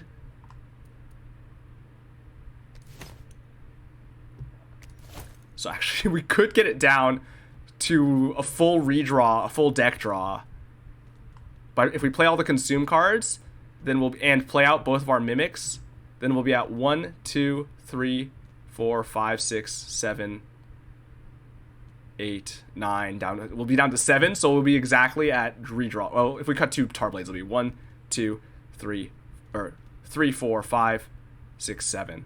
Whatever this copy gets is the 7th card. Okay, that actually could be worth it. Getting down to a one hand deck is pretty valuable. Oh, but the treasure's gonna ruin that. Because there'll be a forced card that we have to take. So never mind. We'll just take the charm. Because this is either useless or both of these are, like, only partly useful. But the charm could potentially be good, right? A good charm on Foxy or on a Mimic could be good, or on Groth, for that matter. Of course, we're probably just going to get a bread charm or something. Hook charm. Well, that's not entirely useless. But it is mostly useless. I mean, we could put it on the berry blade so we can pull things to the front. Or on the snow blades that we can take advantage of the one snow we hit with it. Battle axe so that we can hit something in the back, give it overburn, and then start smacking it to trigger the overburn.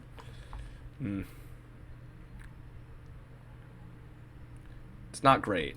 We do want to place this bomb skull charm, and I'd probably just place it on the Groth. Although, yeah, we probably just place it on the Groth.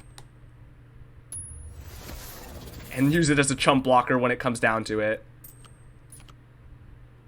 Yank charm is funny on one of these people because it does nothing, but because it does nothing, probably not worth it.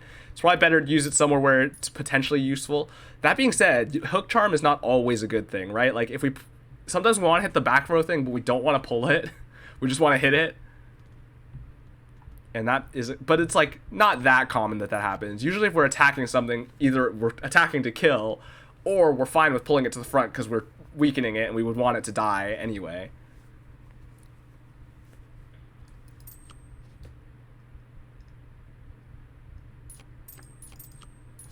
I mean, okay, it is good on Loki with aimless demon eyes. Like, that is a place where it actually is generally helpful because the aimless is a negative, but if it just always pulls the thing it hits the front, then it makes the demon eyes easier to trigger off of.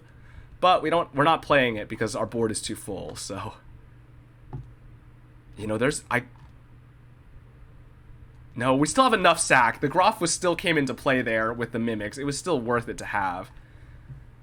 Even though Loki with a hook charm would have been better, and then we would have probably put the bomb skull charm there too, because then it pulls, and then the Mimiks both smack into it for 1,000,000 damage with the demon eyes. But as it is, if we put it on, even so, the Groth swings, we still hit for 1,000,000 damage on whatever it hits. The thing is, it's just nifty that Loki can pull something from the back line to just into its death. But it does become scary if there's things that have things that we don't want to be hitting, like the Frost Guardian or whatever. Although we just don't line it up there.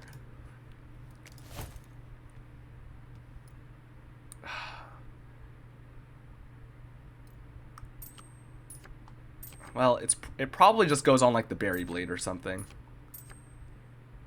because that's something we're going to be throwing, or the tar blade, the snow blade. Yeah, maybe it's the snow blade actually. Because getting one snow is not a lot, but it's enough for us to get an attack in, so we can use it on something that's about to attack in the backline, pull it up, and let it die if we have things that also are about to swing. And that actually is a pretty big swing. Yeah, that makes sense. We'll just do that.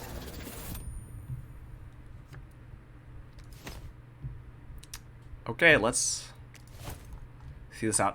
This deck is... Oh, the snail. We need to go here. This deck is not certain to win, but I think it has a reasonable chance. Oh, Molten Dip is tempting, except I don't have enough crowns. But actually, I could take another crown and put it on one of these, and then the Molten Dip is very strong. But I crown the Molten Dip? No. And then I have to play it if I don't crown it. But also, actually, Storm Globe does not put me below the threshold. Is this the daily? Yes, this is the daily. That's why we have the challenge bells at the top.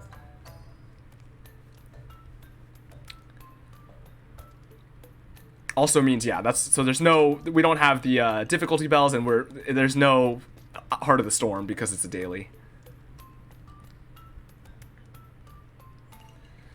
So Storm Globe does not put me below the threshold for Greed Charm here. I mean, of course, it could theoretically, in the end game, be losing us a point, but it's unlikely to. And even if it does, more snow is very valuable. Our current snow is very weak, and being able to deal with the spike walls, the Mega Mimic, is very valuable. Even like stopping the Bigfoot would be good. So I think Storm Globe is worth taking. This crown is too expensive. We don't have anything that's desperate to be crowned. And the charms are not worth it either, because it's losing us damage off of our Mimiks. The Molten Dip is still tempting, but I think it's not enough because we're already getting plenty of damage here. Like, it's kind of nice on Foxy and Groff, but not enough, I don't think. Because it's still cutting our damage a lot on the Mimiks, which are our main damage right now. Because those are swinging way more often than anything else, as long as we're lining them up properly. Storm Globe, I think, is worth it, though. So we actually will take that. And that's going to be our deck. So like I said, this deck is not as busted as some of our other daily decks end up a lot of the time. Maybe most of the time. But I think it's doable, but we're going to have to be careful. These two lined up is actually very good. That's where we want them to be. Because it makes it easier for us to play around the rows that we have. Now, unfortunately, the Plum and Bigfoot are going to hit us very hard. I could just chump them both with a Junjun, actually. Which is probably what I do. Unless I want to just trigger Groff. Ooh, that might work. I play Groff, Junjun Mask, Yeti Skull. Oh, but I don't have any Mimics out. I only have one. I can get one Mimic out, but it's going to be... The Plum is going to get to swing first. Okay, what's the damage there, then? I kill the Plum, but the Bigfoot still gets to swing, right? Because I'm hitting for an extra 7 damage, so I'm hitting for 9 with the Mimics. So if I play Groff, I play Mimic, I play Junjun Mask, Plum hits for 2 on whatever, doesn't matter.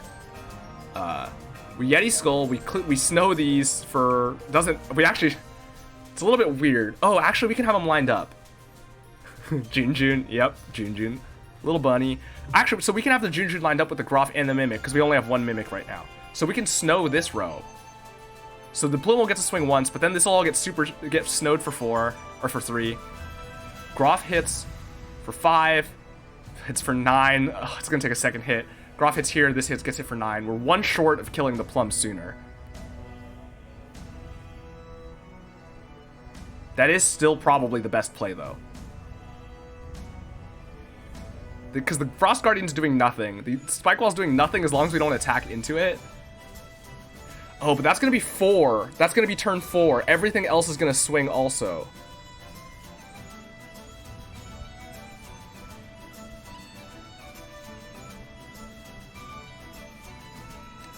Okay, wait. The numbers are become weirder. Because I want to snow... Because if that's turn 4, then these things are going to swing into the Spike Wall.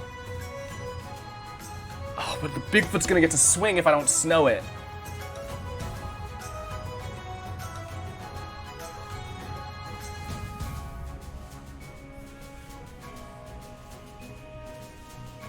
Okay.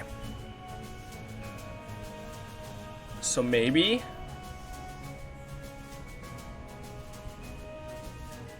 If I Junjun Mask and then... If I Mimic, Junjun Mask, Snow, these don't get to attack. And then on turn 4, all this stuff will attack. If I have the Mimic out, that'll clear this row. And it'll hit the Spike Wall. Oh, but then the Spike Wall, I need to have Snow on also. And I'm not going to get to redraw fast enough. I could Snow the Spike Wall, but then I have to tank a bunch of damage. Specifically from the Bigfoot. Which is very dangerous. Because I don't want Foxy taking that hit. I can also... Okay, the alternative then is... Junjun Mask into Yeti Skull. And then redraw for my Storm Globe on turn 3. To hit the Bigfoot. Or hit the Spike Wall. Either one. I Junjun Mask over here probably. I Junjun Mask, I Snow. Because then these don't get to attack. I redraw, and then I I Storm Globe or I Snow Blade something else. Whatever else is gonna get hit. The Spike Wall.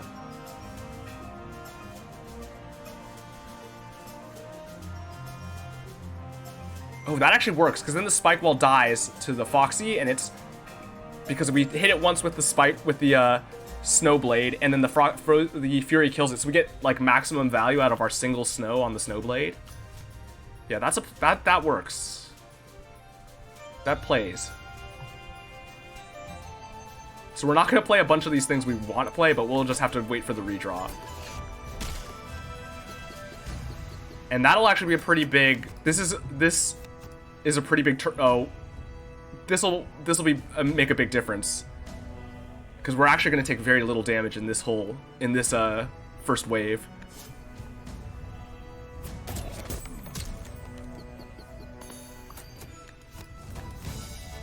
Because this is doing 0 damage, so that doesn't matter. We redraw. And we Snowblade the Spike Wall. And it dies. This does 2 damage all over here, and that's fine.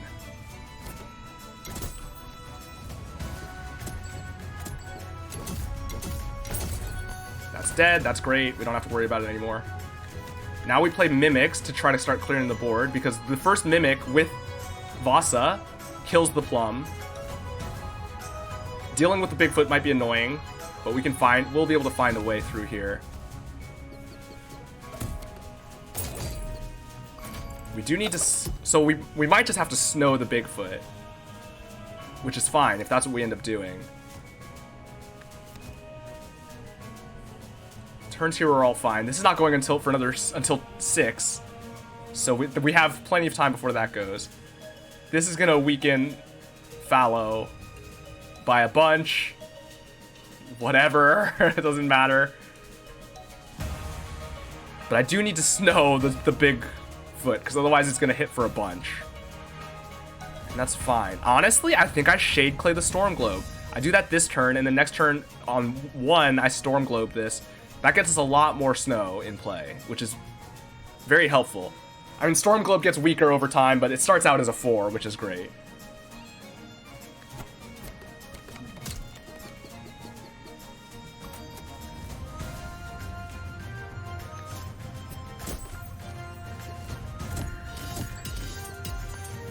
Alright, and now...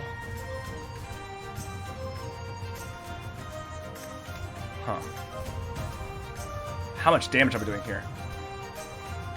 Foxy hits, Mimic kills. Foxy hits, Mimic kills. Foxy hits, Mimic hits a bunch. Fallow hits these, Mimic hits. The Rockhog is high damage. So we just have to kill before the next cycle, the next wave comes in. This will have really high attack and we'll have to try to kill it. But the Frost Guardian will get flipped before it gets to attack again. Probably. We can also kill the Rockhog with our targeted damage, with a Battle Axe and a Berry Blade, so on the redraw, so that'll be fine. Do I play the Storm Globe here? I don't think so. Nothing is really that concerning, because this is all dying. I could 2-2, actually. Oh, but I don't have anything worth 2-2ing. And I don't have anything worth sculling, and so maybe I do just play the Stormblade on the Rockhog so that it doesn't get to go. Because it's going to be very high damage. So we do need to kill it, so maybe I do that.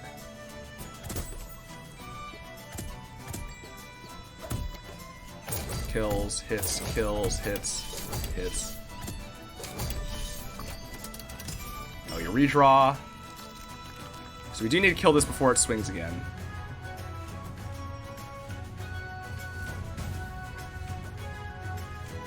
Well, okay, we don't need... if we kill the Rockhog, then we just need to chump it.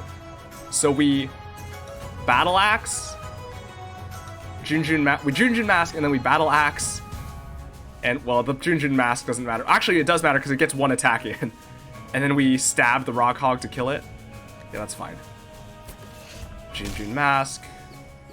Oh, but the reinforcements are going to come in.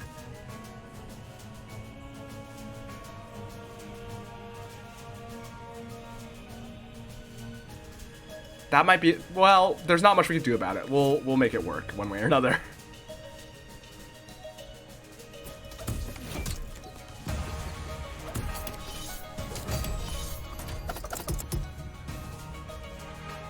Okay.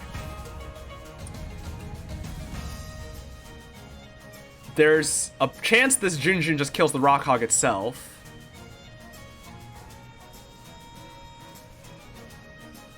And if that's what ends up happening, that's better than us stabbing it. We'd rather stab something else. But if it doesn't, then we're gonna have to stab it. Am I playing 3 of these cards? The snow is good on the Mega Mimic. I do probably want to snow the Mega Mimic at some point. The snow is not helpful anywhere else. So maybe I just snow the Mega Mimic. It's better to snow it next turn. So maybe I just stab this and let the Junjun hit wherever it's gonna hit. Oh, we're gonna have to deal with the Grizzle. The Grizzle's gonna get a lot of extra health here. Maybe I'm just trying to kill the Mega Mimic. No, we need to kill the Rock Hog. Well, I can kill the Rock Hog, and this can kill the Mega Mimic. Well, this can hit the Mega Mimic, and we can kill the Mega Mimic without ticking up the Grizzle damage. Roguelike deck building game? Yeah, it's great. I love this game. It's amazing. Like, Slay the Spire is one of my favorite games of all time, but I will say, this is like the first... I've played a bunch of the roguelike deck builders, but this is the first one that's, like, actually compares with Slay the Spire and how much I like it and how good I personally think it is. Okay, so one hit will kill the Mega Mimic when we do whatever. Which we're gonna have to kill it before the Frost Guardian swings. Or snow it. But we can just kill it. And the Rock Hog will be slowed, and we can kill it whenever. We can just pop it whenever we want. We do need to deal with the Grizzle. No more reinforcements until this happens. We can chump block this for a little while. The art style of this game is 100 out of 10. Also, agree. That's the other thing. Like, just from a pure gameplay standpoint, I think the game is amazing and, like, a very incredible game. But on top of that, the music and the art and everything is just, like, the best among the genre that I've seen. Like, there are, like, even other games in the genre that are, gameplay-wise, kind of maybe not as much for me. They also, like, often the art style is hit or miss. But this game, the art and the music and everything just is 100% hit.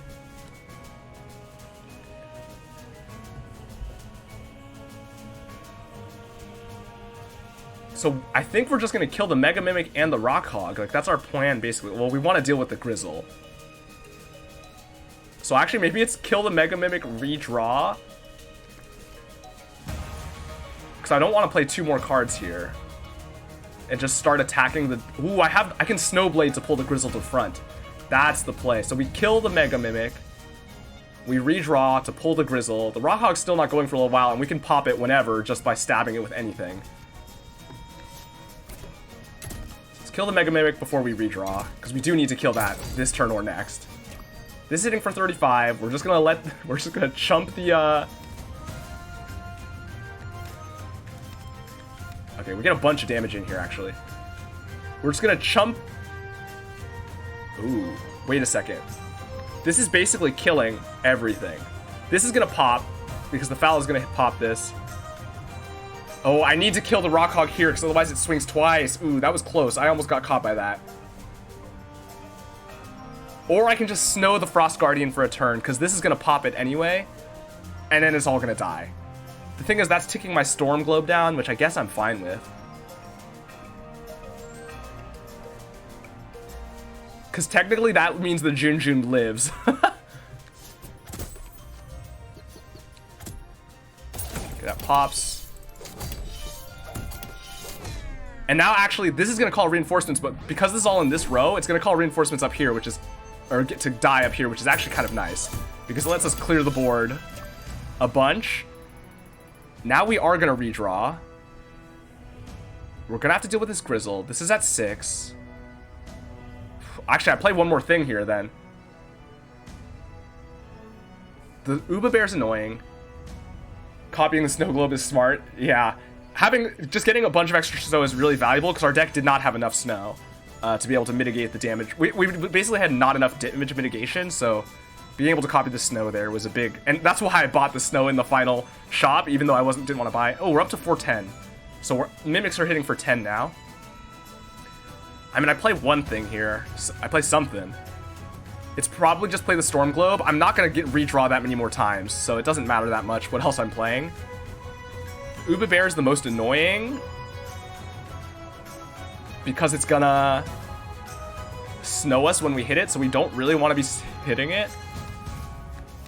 But maybe I just ignore it mostly, or I let Vasa just hit it when it comes up.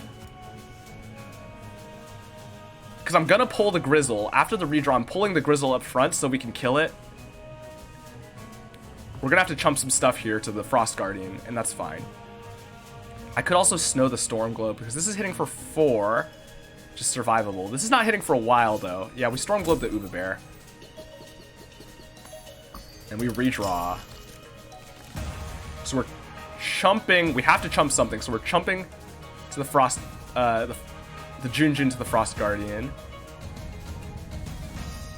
We're pulling the Grizzle up front to die. And then we're playing the Mimic next turn. So we're pulling, and then we're playing Mimic. Well, the order doesn't really matter, but those are the two things we're doing in the next 2 turns.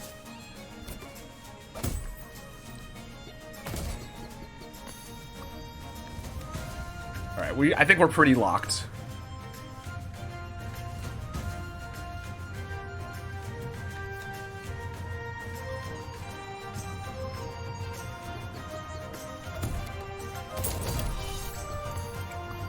Alright, play this here. Well, I do kind of want something to chump.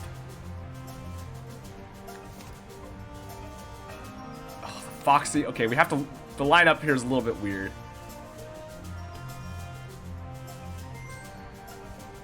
We're chumping Fallow, which is fine. We don't care about that. If I hit Uba Bear, unfortunately, whatever hits it gets snowed, which is really annoying for Foxy. So I don't really want to do that. I could chump Groff to just blow up and hit for 8. Although that seems like it's probably not worth it. Although this lets us kill the Uba Bear, which that might be worth it. Okay, maybe that's worth it. Because then this gets reduced, and then we still don't quite kill. I think we're still short. We can then, after that, though, we can redraw. Winter Worm will be on 1. Will I get... And I'll get Snow for the Winter Worm. Or actually, I can just stab the Winter Worm. It'll be at 2. If that dies, these all get snowed. That's fine. It's close to death, but not at death.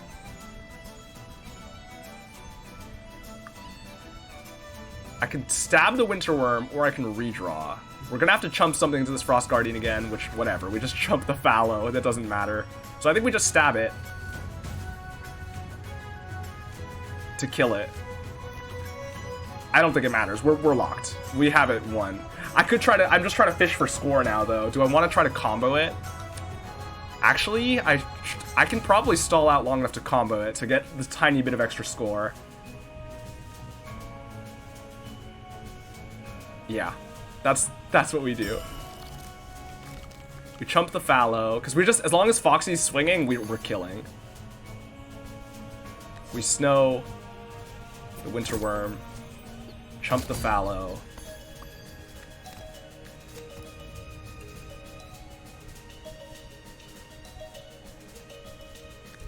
Just line these all up here. We play a Junjun as our chump for the next row attack, and then we snow the Winter Worm again. Frost Guardian hits the Junjun. Foxy, we blow up everything. Get our extra little bit of combo damage. Or combo money. Alright, there we go. Daily run complete. No problem. I only got 584 blings. I only spent 132 blings. I guess so. It was on the crown and... Yeah, the crown for 116 and the snow globe for 16. Ooh, global rank 37. That's pretty good. I mean, I think I'm pretty... As always, I'm pretty early in the rank because I'm playing from Japan time zone. But still, that's not bad. 37. We'll take it. We'll see where it ends up at the end, in the end of the day. Alright. 9 o'clock. Yeah, I could go for one more run, I suppose. See how it goes. This one's just named, her name's just Dodge. When hit, apply 2 shroom to the attacker. That's nice. It's like sort of a fake 2 teeth. I mean, it's, in a sense, over time, it's a fake 3 teeth or more. It's kind of a lot of damage, but, and it is a 12 HP to start, so it does work well there. Und is just 2 overburn on a 4 clock, which is, overburn, of course, is like, you know, double the damage value, sort of, compared to regular attacking, because it hits, on average, you know, 2 things. It hits 1 to 3 things. In some sense, I think it's probably slightly better than double, but for estimation purposes, I usually think of it as about double. So damage-wise, that's about 1 to 1. This is, the teeth here is the real value. It gets us a lot of potential value on damage. The actual counter attack is, or counter-based damage is very low. But I mean, it's still getting something, right? Like, it's still ticking for damage. So that's, that is also still valuable. This is probably not worth it. 3 on kill. 9 health is at least enough to take advantage of 3 on kill, but it only swings every 5 turns for 4. Like, we're not triggering that very much. It's definitely one of these two. I think we'll take Dodge. We just played the Shademancer tribe, so we could go for a Snow Dweller. And also, I do think this is a little bit stronger. We just have to play around it. I mean, this does have 9 health, which, again, pretty nice. And 2 overburn is nice, but it's not enough for, like, we'd have to really build overburn to really take advantage of it. As it is, 2 overburn is pretty small every 4 turns. Let's go with, let's go here. Now, what do we want to go with that? So this is going to be our tank, and our damage is coming from that. It's pretty solid. But to go with that, it's probably worth taking Bushu. Bushu's not often worth it, but with a tanky frontline build, it's nice to just have extra health. I mean, the alternative, right, like, is we might want more damage, but I think this is enough damage, especially in the early game. Over time, we're going to want more damage, especially because this doesn't do well against things that hit hard. But early game, this is going to be plenty of damage. The first act. How long do I stream usually? I usually stream 3 hours, from 7 to 10 my time. So that's 1 more hour from now. That being said, when I'm playing Wildfrost, I almost always end up going long, because I usually start my second run around 9, right, or which is to say, like, right now, and it usually takes me about an hour and a half. Because when I'm streaming, I play so much slower because I'm talking through everything, but it also makes me play better because I'm talking through everything. But I play so much slower. When I'm playing off stream on my own, I go like 2 to 3 times as fast, but I also probably die 2 to 3 times as much. So I guess it all plays out the way you expect, more or less. Lil Gauzy's not worth it here, I don't think. I mean, our main damage output is not from dodge, even though, as I always say, I'm pretty sure Lil Gauzy is the strongest companion in general. Spike, we already have our tank here that we want. Getting 2 extra teeth's not worth it. Similarly, Sneasel is nice, but, like, drawing 1, we're probably just going to be letting dodge take hits as much as possible. Loki, we're not getting enough damage in a predictable way for the Demon Eyes to be worth it, and the Aimless is not great. And cutest, Lil Gauzy is very cute. This is also true. They're all pretty cute, though.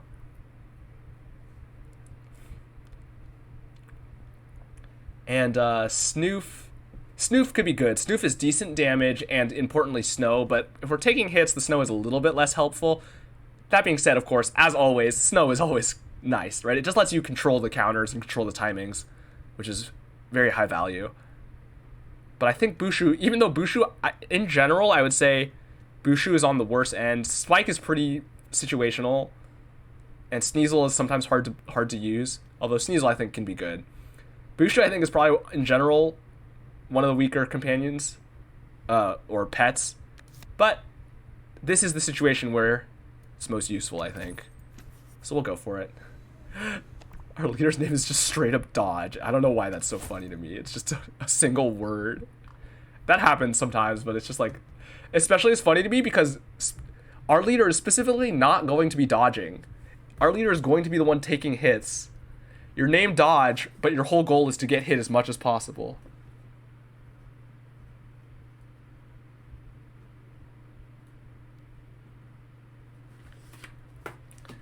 Alright. The crown is fine. Let's just go into battle 1.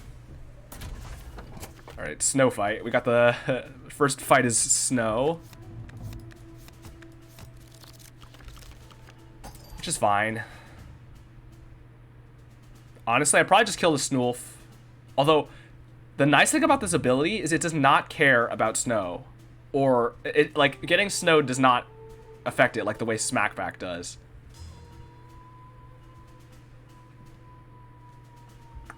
Grouchy has Demon Eyes. Maybe I want to kill the...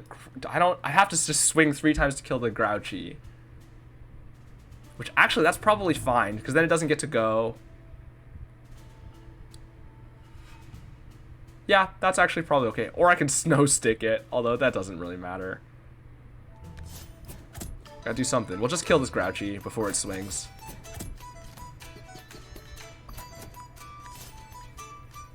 Do I want to snow here? No, it doesn't really matter. I mean, we're gonna just kill this thing on the next turn also. So all in all, it just ends up being the same. Actually, I could have flame watered maybe, but whatever. All right, Gobbling. The Winter Worm's a little bit annoying. We do actually have to tag that a little bit to reduce its damage before it attacks. But they're going to both attack into it, which reduces a little bit. I also do want to... Or I can let them attack into the Gobbling and just throw Snow Sticks at the Winter Worm. This will not kill the Gobbling, but it will let us hit it a little bit. I might also still Snow Stick the Gobbling once, depending on how I'm feeling damage-wise. No, I don't think so. I thought about it for a second and I went, no, it's not worth it. Because we can just kill it with a sword when we want to. Which we probably do.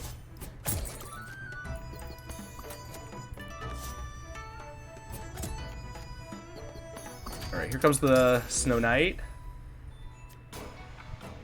So that's fine. Snow Knight hits for 1, gets poisoned a bunch. We just don't use any more snow for the rest of the fight and we're fine. The Snowbow dies when it swings into dodge. We just need to deal with the Winter Worm, that's it. And that just involves hitting it a bunch. Which we will just do automatically. I don't even want to play the snow, I don't think, right? So let's just play Flame Water.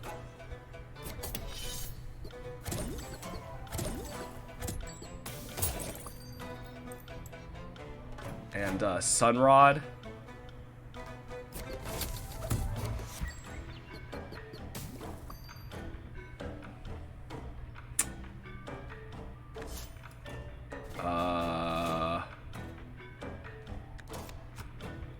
Might as well play that out. You might as well play something out, right? And we can just move it if we ever need it to come up, but it's actually not going to. This thing's only hitting for 2. We're totally safe now. I just want to see if I can negotiate a combo now is the question, right? Okay, this dies when it swings. As does this now. Alright, get a combo here, get some money. We're up to what, 49 here? A little bit low for the first fight. I mean, that's what happens when you get the Snow Knight fight. The Penguin fight is so much better for money because you can get such a huge combo on Penguin fight. Like if we got Penguin fight there, we would have gotten a free combo or a free 4 combo on the boss wave. But nothing you can do about it. It's just chance. All right. Ooh. What do I want? Treasure.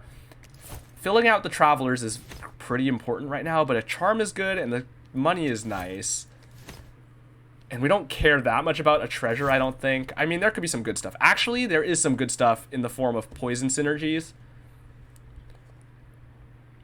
I would like to find some Travelers for poison as well. So actually, I probably do want to go take the Traveler and treasure path.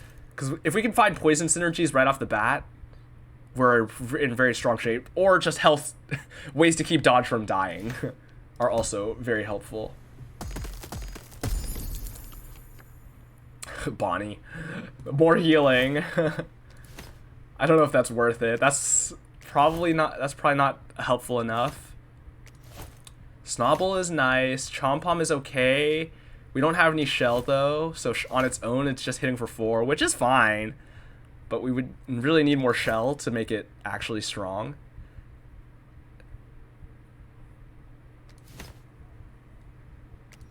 What am I most likely to use here? Probably Snobble. Snobble is probably the most generally useful. Bonnie's some healing, but I don't... There's only so much healing that's helpful, right?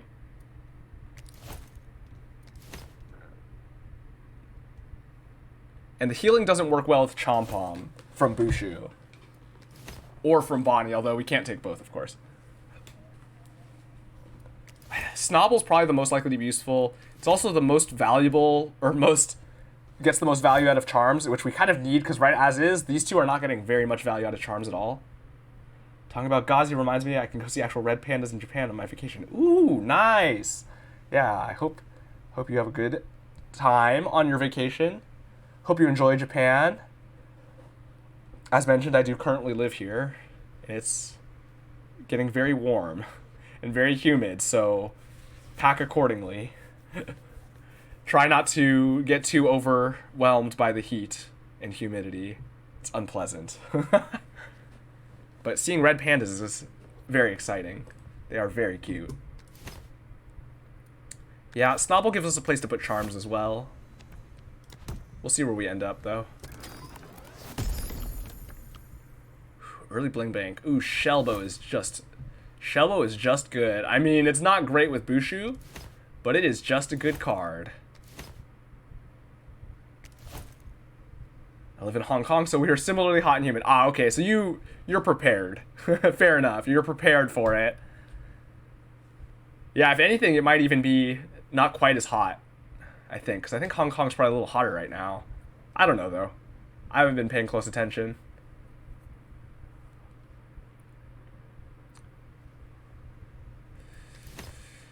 Pinkberry Juice, I mean, honestly, Pinkberry Juice is pretty good with dodge. I don't think Pinkberry Juice is generally great, but 4 HP is actually like an okay amount. But Shellbow is just a net 3 HP effectively. The problem is it doesn't work as well with the heal. Well, it does a little bit. And we don't have anything that dies to the 2, so that's good. And if we get Lumen Vase, that's very good with Shellbow. It's also very good with Pinkberry Juice, but Pinkberry Juice is not as widely usable. This is a really early Bling Bank, though. A Fight 1 Bling Bank is a lot of potential money, and in Snow Dwellers, we don't have things taking up slots, so it's also very playable. Oh, Mega Mimic is not worth it. Mega Mimic's unfortunately not great, because it just blows up way too quickly. Oh, why did I change color? I accidentally did that, my bad. I mean, not that it matters, but should just be on default color still. Probably changed a million years ago.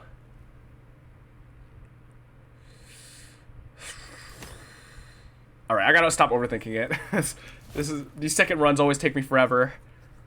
Maybe I just take the Bling Bank for money. It is a lot of money over the course of the run, and it lets us get a lot of stuff from the shops. Bling Bank is like, after Fight 1 is very solid. Any other time, like almost at any other point in the run, it's basically not good. This is like the only point where it's good. I don't know that it's better than Shellbow. I think Shellbow might still be better. Shellbow is very strong. It's just so much health, right? If you use it on a row, it's like an effective 9 health. It would have been good with Chompom, of course. But we didn't take Chompom, so whatever. See what our next traveler is. Ooh. Wart is more poison. That's probably what we take. Blunky is an okay blocker, but not really. That's not as important right now. Wart has 6 HP, which at least is able to tank a medium hit. And, you know, applying 4 poison randomly is just... Or 2 shroom to 2 different targets randomly. or up to 2 targets, is nice.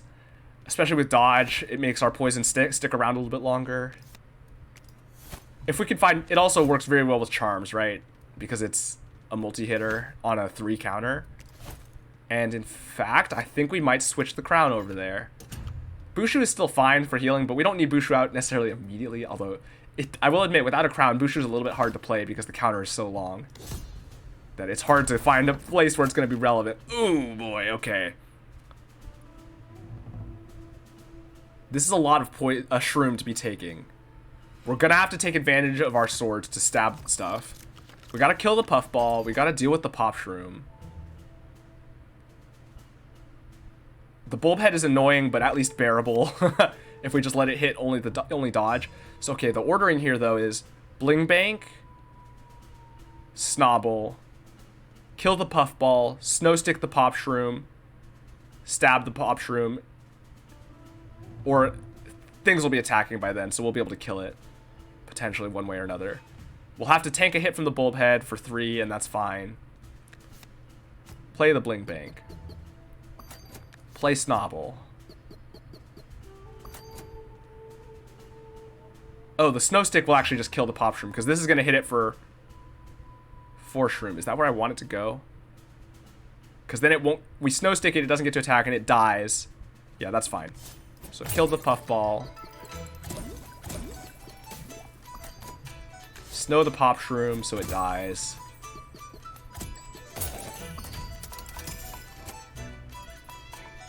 Okay. This shroom gobbler is going to be hitting pretty hard. There's also a puffball that I need to kill.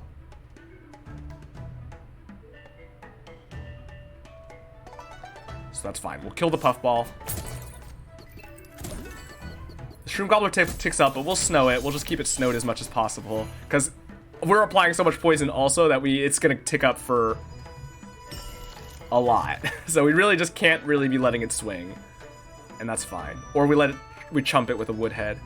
Let's get Bushu out. Oh, I forgot. Oh, I just realized I never... That was my Discord. Don't worry about it. You're fine.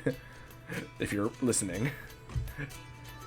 Okay, well, we're going to see where Wart hits, but we're going to play Bushu out because we want the little bit of healing and also just the extra damage to go through. Hey, Lightningy, what's up? How you doing? How was your day? I mean, I saw a lot about it. Oh my goodness, it's ticking up so fast. Okay, now unfortunately, these are going to hit Barrage, so maybe I didn't want to play the Bushu, but it's fine. Snow this.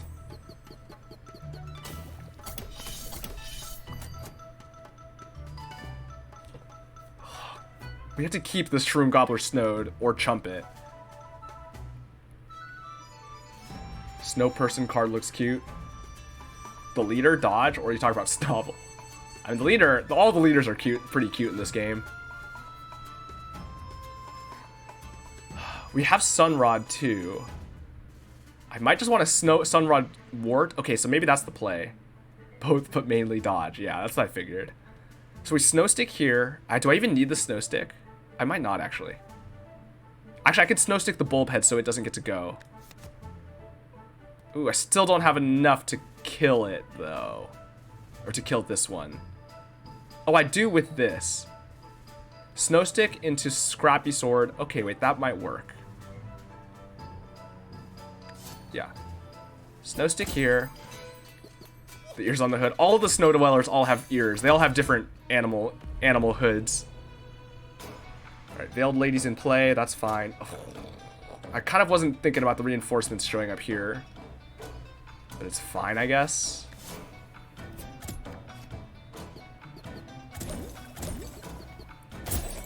Ugh, we're gonna just have to chump this Shroom Gobbler for a turn.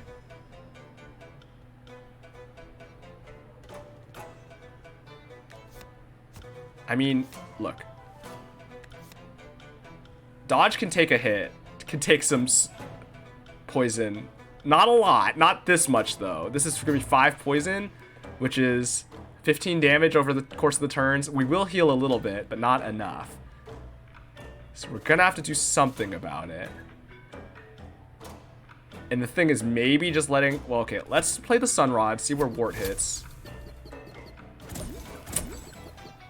Okay, This'll die before it gets to swing.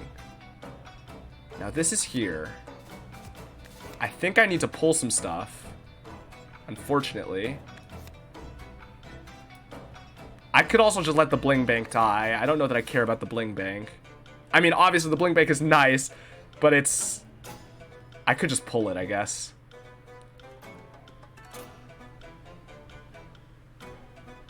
Yeah, we'll just pull it, because nothing else is dying immediately anyway. Play this. Now this will take all that poison damage. I mean, dodge will still take 2 poison damage, but that's fine.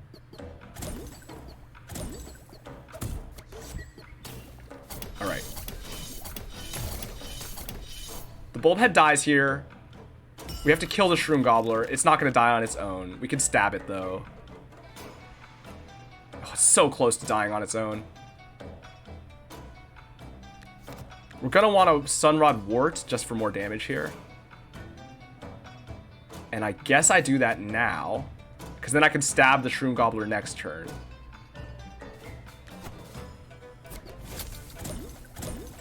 Okay, the bulb head dies now on its own. Yeah, you keep ticking up, that's fine.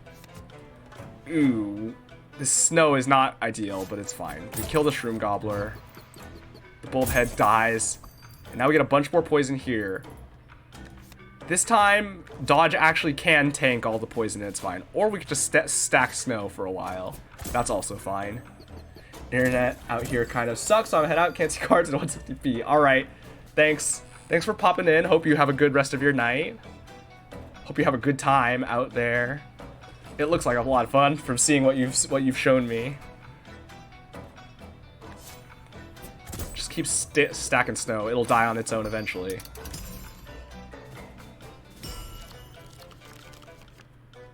Ooh, we could play a bling bank. What will survive? Wart will survive, just to get a little bit of extra money here.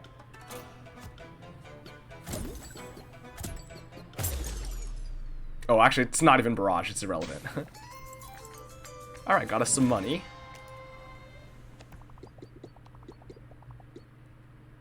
Okay, Shade Sculptor. Nothing. We have nothing to copy. Charm gets us to a point where we could have something to copy, so we'll take that path.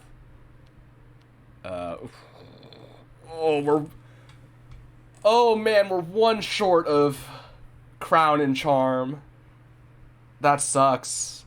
If I had the bling bank out for 1 extra kill, I would have enough here, but I don't.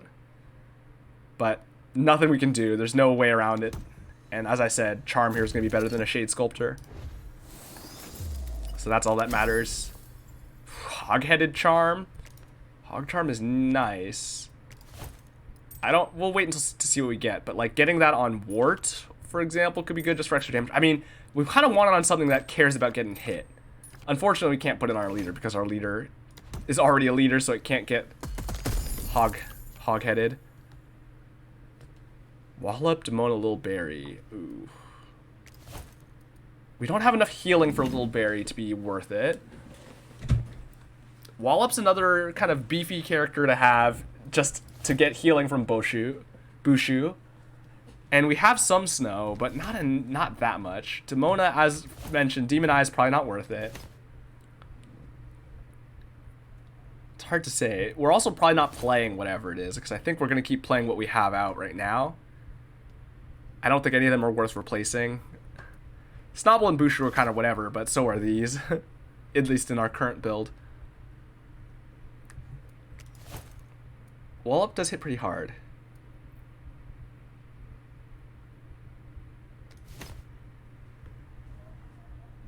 You get both Charm and Crown. If you click enough times, you get a 1 blink discount. Oh, interesting. I did not know that. I've never tried that. That's funny. So we're actually literally in the only the one situation where that actually comes up. That's actually very funny if that's true. If it's like always exactly a 1 blink discount. Okay, you know what? I'll give that a try. That's actually kind of hilarious. I assume it's on the Charm. I guess it could be on either. Maybe it's just if you don't have enough money, you click stuff enough. So maybe it doesn't matter, but... Huh.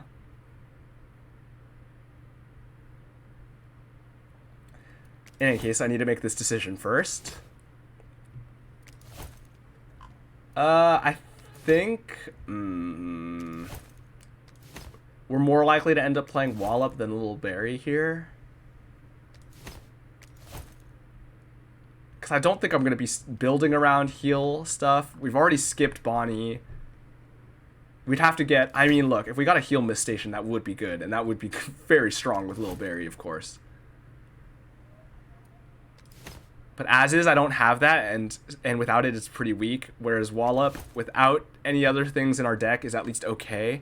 Because we have enough snow to maybe make it usable.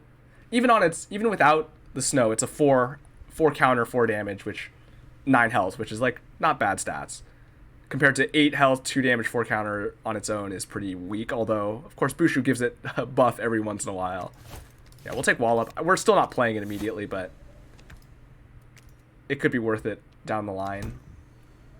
All right, let's find out if this works. Well, let's first check if there's anything we want. Ooh, wow, we got all of the shell cards. If we had taken Chompom, we would have a good Chompom right about now. But we didn't, so it's okay. Spy Stone is dead. Scrap Pile is dead. Demon Heart is not worth it. So yeah, let's just see what happens. Let's take this crown. Can't afford that. Please? Please? Please? I'll take 49 for it. Perfect! That was exactly what we needed. The 1 bling discount actually... So that's clearly there as like a joke, right? Because like, if you don't have enough, she says, oh, fine, I'll give you a 1 bling discount, but you still can't afford it. So then it's like, okay, well, I guess I'll just leave. But we actually are in the exact situation, exactly 1 short, where it made a difference. Now, that being said, of course, we ended up getting a Pengu charm, a garbage charm. So was it worth it? Probably not.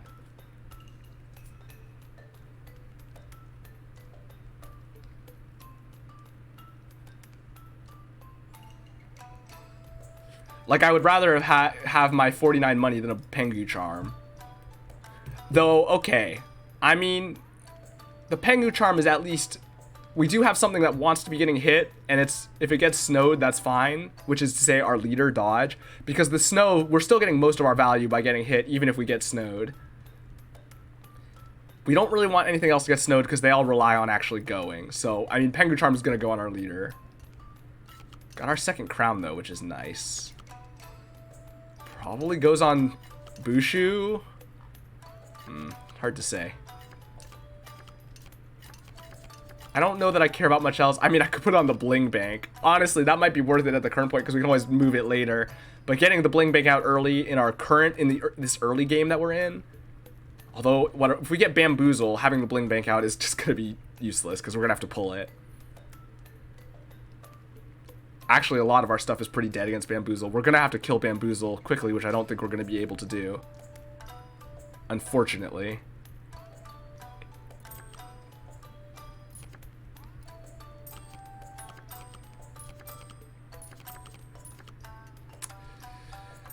Well, let's play the Pengu Charm on Dodge. As mentioned, this is like the one time where the Pengu Charm is at least... I mean... It's never bad. It's just that it's normally not meaningful because you don't want to get snow. You want to dodge snow as much as possible because snow is pretty annoying. But this is who we want to get snowed, if anybody, so at least we have a clear person to put it on. Yeah, I probably don't need the Bling Bank crowned because we just have to get it out before things die. And if we can't, that's also okay. It's probably Bushu. Bushu survives a Bamboozle hit. And also gets the counter going so we can get the heals after the Bamboozle hit. I don't know if I play the Hog Charm yet. If I were to play it, it could be good, but it's fine. Let's see how it goes. Alright, we did get Bamboozle instead of Infernoco. So I don't think we're gonna get through this. Okay, we can just let everything swing in here. Well, we need... Oh, the Winter Worm has a Lumen Ring. It's so dead. The Winter Worm does nothing. If we just hit it a few times.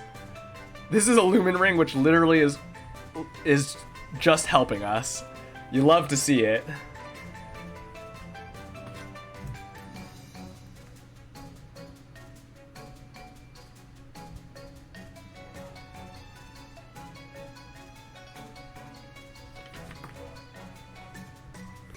So, that being said, the play is probably Sunrod on Wart to get more poison up. We want it over here, though.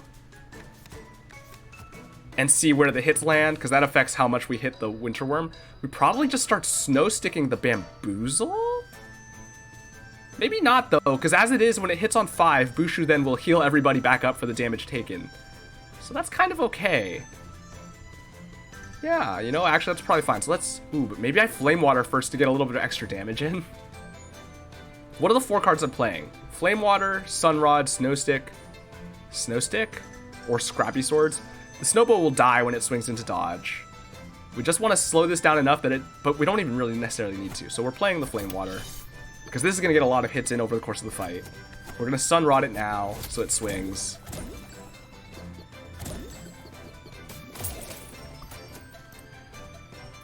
We're going to... Scrappy Sword here. And now it probably is fine. If I play another Scrappy Sword, then this dies if it gets hit by Wart, and if not, I guess that's fine. Alright. Perfectly acceptable. Ooh, Snowbow with a Teeth Charm. Okay, we just want to let that swing into dodge as our way of killing it, because we don't actually want to attack it. That's fine. A lot of this stuff will swing into dodge and then die, and that's perfectly fine. Let's redraw.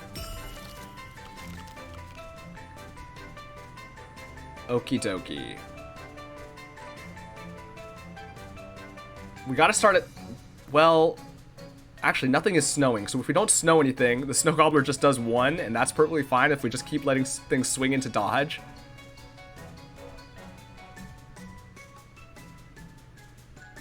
I mean, I guess we should try to kill this Snowbow. Or I could just give another Flame Water to Wart.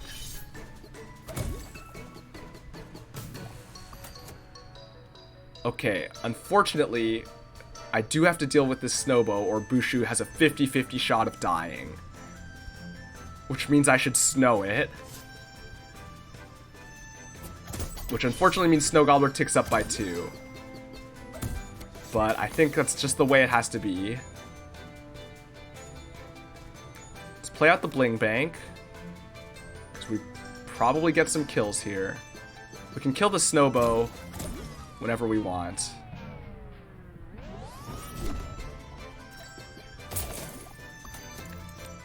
That dies. We let these both swing in here. They'll both take a bunch of poison. We need to start dealing with the Snow Gobbler. The Bam is a little scary as well, because it hits hard, but actually hits pretty slow, so we can probably be okay. Boozle will snow, and that's fine. It'll just give us more damage, but also it's only hitting for 2, so it's fine. We do need to start dealing with the Snow Gobbler, so let's stab that.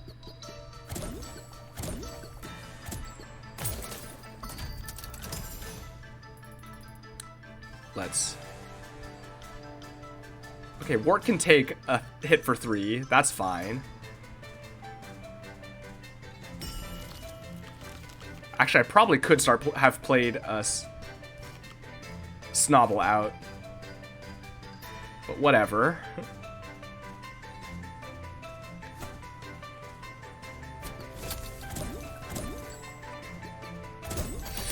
Well, that dies, but it's fine. Ooh, I forgot that this was applying snow. Okay, Wart survived with 1. That was a misplay. Well, actually, in the end, it's fine. That's probably still what we would have done.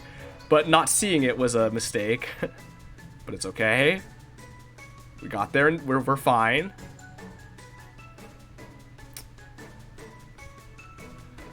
We do kind of need this Bushu's to healing to kick in soon.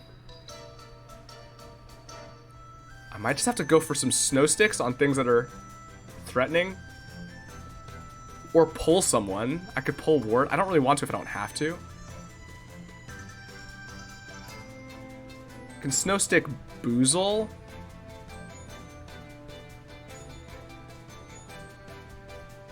Or the Snoolf. The Snowbow I can stab and it'll die after taking the two poison. The 2 shroom. And then Snoolf will do the same when it swings in. So let's Snow Boozle.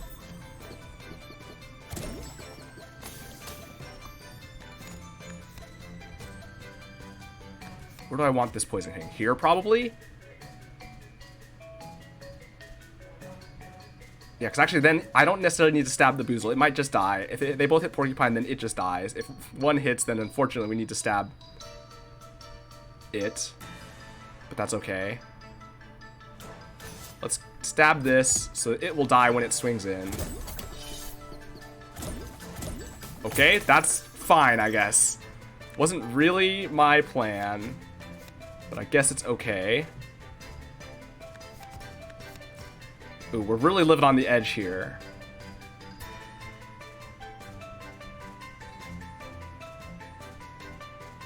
If I kill this, I take 2 damage. If I snow this, I take 1 damage, and I kill it next turn. Boozle also dies. Then Bam will be hitting for 6 twice, because Boozle's dying this turn. Ooh.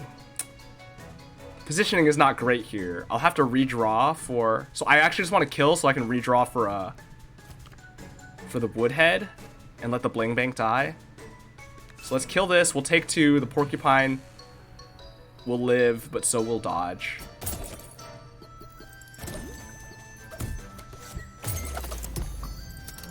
Now the Porcupine dies. Bam hits for 6 on the Bling Bank. Kills the Woodhead as well. That's fine. We're losing out on like 8 money, but whatever. And now we can kill this before it's relevant, so. All's well that ends well. Alright.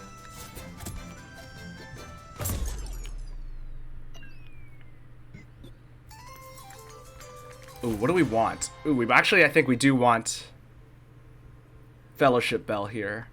So we can play Wallop and or just another companion that we find that's worth it.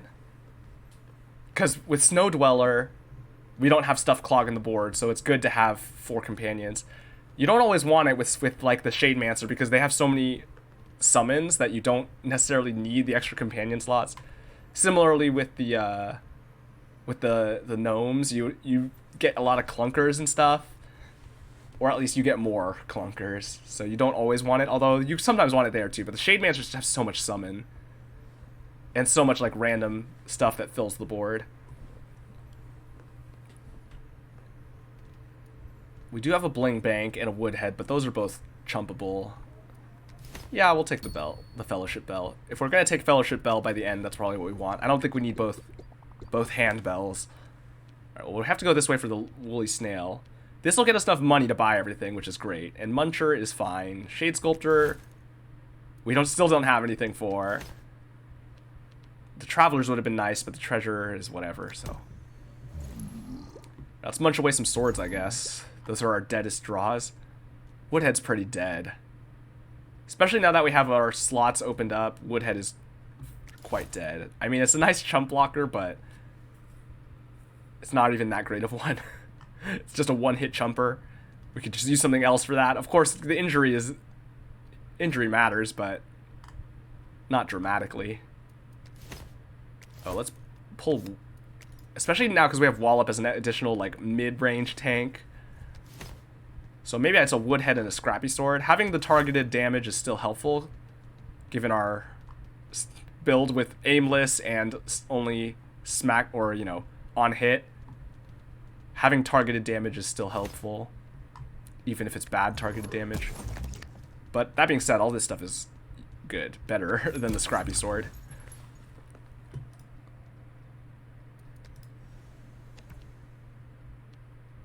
Alright, this gets us enough money to buy a crown and a charm. Without even having to beg. Oh, there's so much shroom! Oh, I might need to take that stuff instead of a charm. I don't have enough for everything.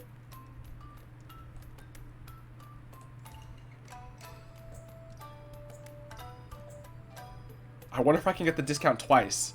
Because if I do, I actually do have enough. Oh no, because I have to buy one. I can't get the discount on the first one. Because I have 2 short, right? 80 plus 72. Yeah, I'm just gonna be on shrooms all day. Oh man, I have to take some of the shroom stuff though. It's better than a charm here. The question is, it Spore Pack or is it Hongo's Hammer?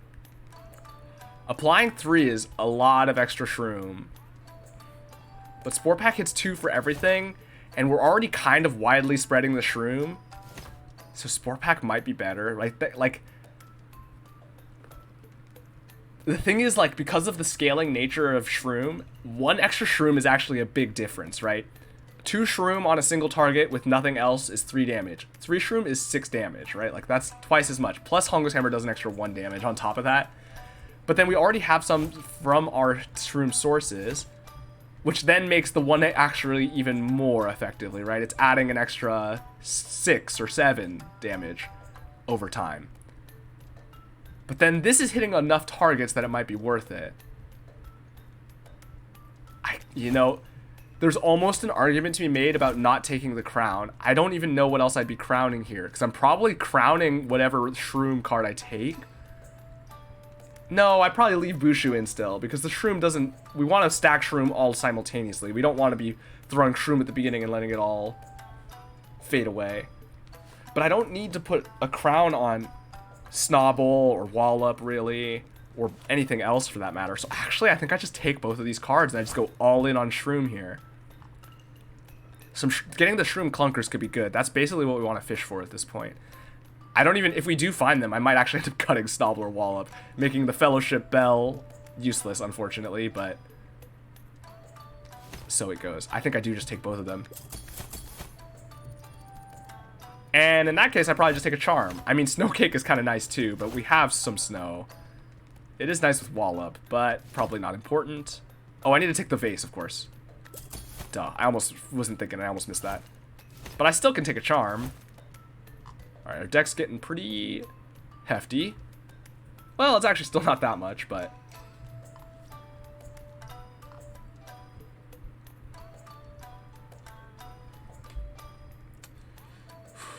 Getting the Lumen Vase with... Okay, wait, what am I crowning? I'm taking this crown off. Whoops. And I'm putting on... Well, we can figure it out after, but... Let's buy a charm and see what we get. It's the low price charm. We should take it while we can. Chuckle Charm. Okay, well... Just gotta remember we have it, but it's mostly not gonna come up. Imagine basing the Shroom Barrage. Right, I know. Applying 4 Shroom to everything. But applying 6 Shroom to a single target's pretty cool. Or, see, the thing is, I could probably just Shroom Dodge, too, if we're taking enough damage, or Wart, or something. But, like, Shrooming the Spore Pack does seem pretty nice, especially if we can crown them both. Going into Heart of the Storm, that's, like, a pretty decent chunk of damage. Although, I don't know, actually, that I want to Shroom these. I think I do leave the crown here for the reasons I was saying earlier.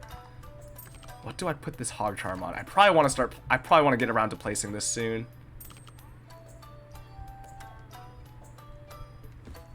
Probably on Wart. Wart is the one we want to pull the least now at this point. Like, we were trying to keep Wart in as much as possible anyway, so getting the extra health just makes it easier to keep it in. Plus, this puts it up to 13, which is a pretty solid threshold, like, since it starts at 6. I could also see doing Wallop, because Wallop will be a solid tank then. But, like, Snobble goes up to 10, which is okay, but not that much. And, you know, we're not as committed to keeping it in play, so we'll put it on Wart.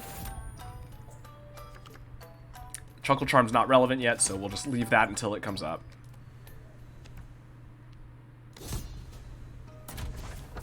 Alright, Shell Fight. Shell Fight should be okay. Alright, so let's try to get the timing here.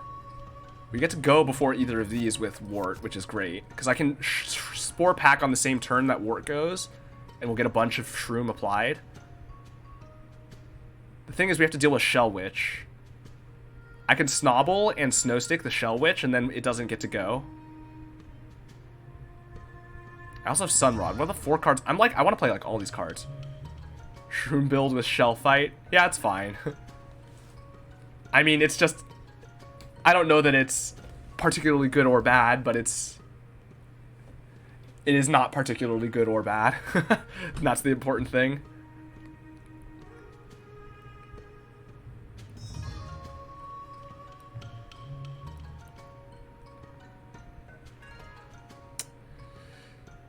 Well, we're playing Snobble. So we'll just do that because that's the first things first to get the counter going. I think I am playing everything in this hand. It's all worth playing. So actually... Ooh, it's a little bit weird. Okay, so I Snowstick the Shell Witch. Yeah, I Snowstick the Shell Witch so it doesn't get to swing. At least not as soon. And we'll probably kill it before it does anything else. Want this in the front. And then Wart will swing and we can Spore Pack at the same time. Actually, if I can hold the Spore Pack until the reinforcements, I get higher value out of it. So maybe that should be the last card I play.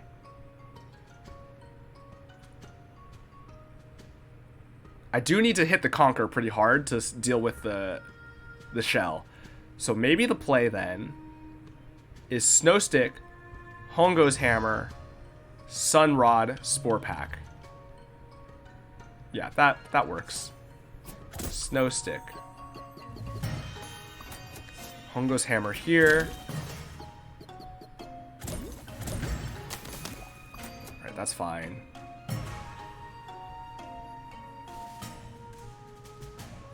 Sunrod on Wart.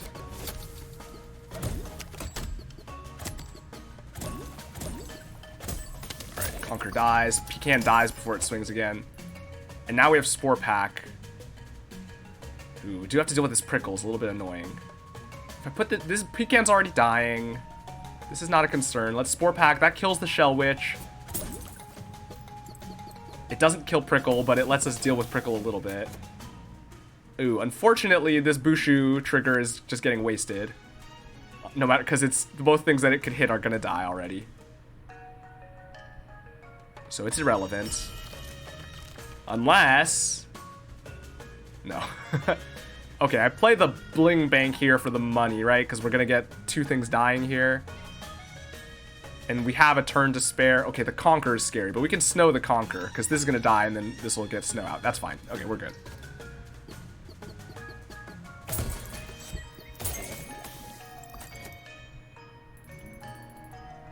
Alright, Prickle's ticking up. I don't care. I can just stab it to kill it whenever I want. Let's play Wallop out to get the counter going. Shell Witch will swing into dodge. Oh, well, we'll have to stab Prickle twice now, unfortunately, but whatever.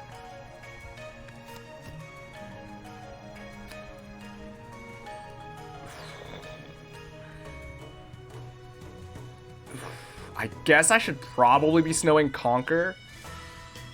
I'm tempted to snow the Gobbling just to get more money out of it. Because the Conquer's at 18 shell because it spawned with a freaking shell charm, of course.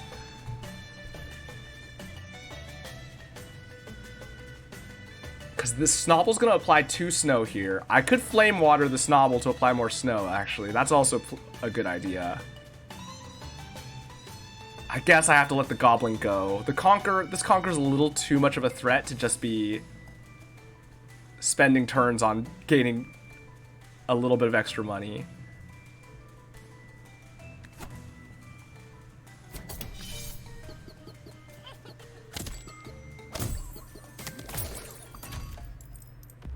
Okay, there's Bulgo. Shell Witch in the back. That's fine. We just have to deal with the Conquerors. That's like the actual threat here. I could start stabbing the Shell Witch if I want to deal with it. But I think it's more important to deal with the Conquerors, because these are not hitting for enough to be scary.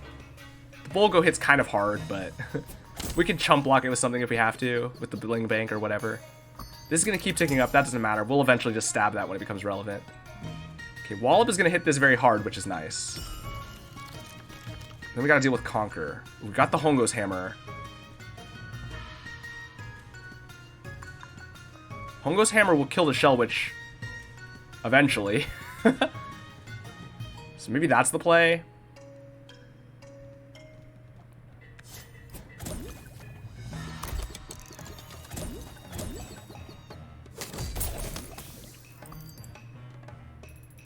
Okay, Shell Witch dies. It gives a bunch of stuff armor, which is annoying, but fine.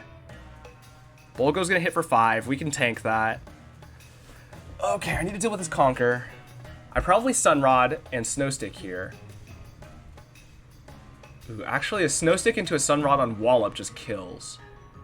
I do also need to kill the Prickle. It's currently at 6 teeth, so I do need to actually stab it to death.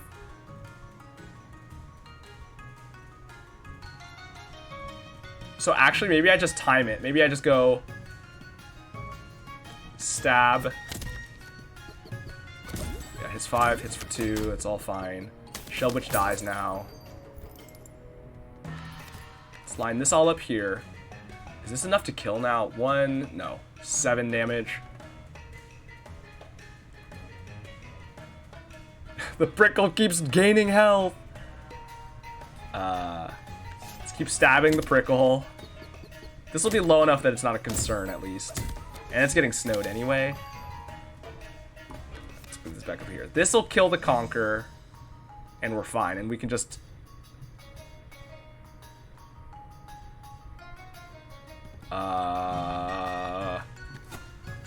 Snowrod on... Sunrod on Snobble. So that after we kill the Prickle, we can Sunrod the Bolgo more easily. Okay, let's let Wart take this hit, because otherwise we die.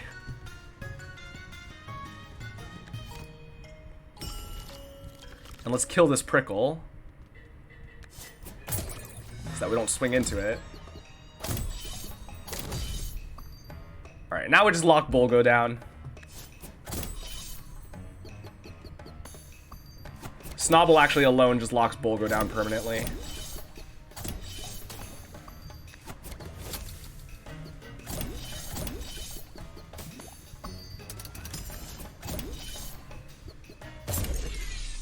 Alright, no problem. On to the next fight. Alright, treasure. Ooh, Charm Merchant. But we probably just take the free charm. We're going to be so low on money if I go Charm Merchant, although... What am I munching? Scrappy Swords? Maybe. Charm Merchant does get some nice charms, and we do kind of want to fish for the treasure clunker, or the shroom clunkers. So actually maybe I do take Charm Merchant. Well, we have to take this treasure first. Let's see what this gets us before we make any decisions. Shroom Mine is fine. Shroom Mine, with if we can get scrap, is actually even better. Little Campfire is neat, but not actually helpful.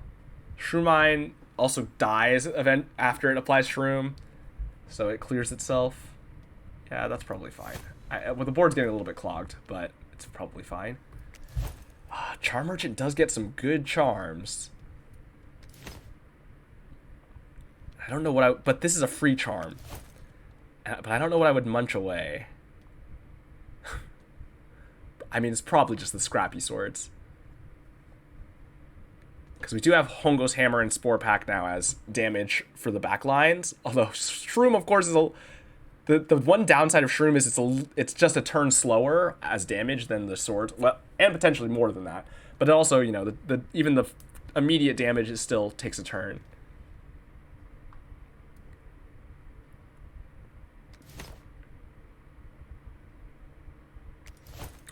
Yeah, maybe I go Muncher just so I can keep the deck fairly small, because I want to be playing the Shroom cards more, actually.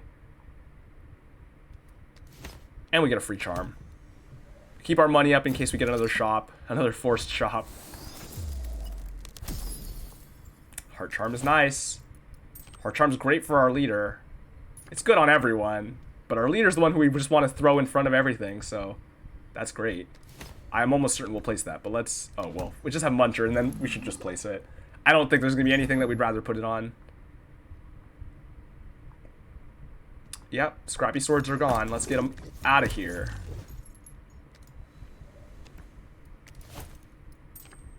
Our Heart Charm on here.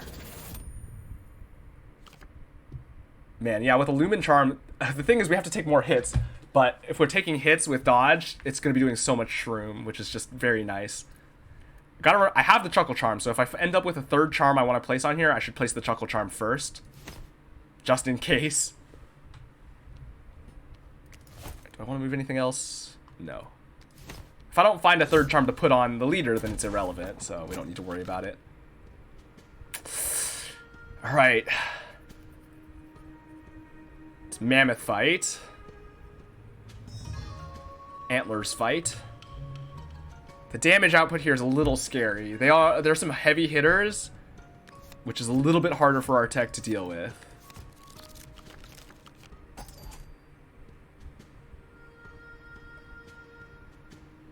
Okay, Wallop is good here. Wallop, the Gromble we're not worried about. The Woolly Drek is annoying, but we don't know what it'll eat. But Wallop into Snowstick on the Bigfoot will not quite kill, but it'll be in position to kill very easily. Let's play that. Let's play the Bling Bank.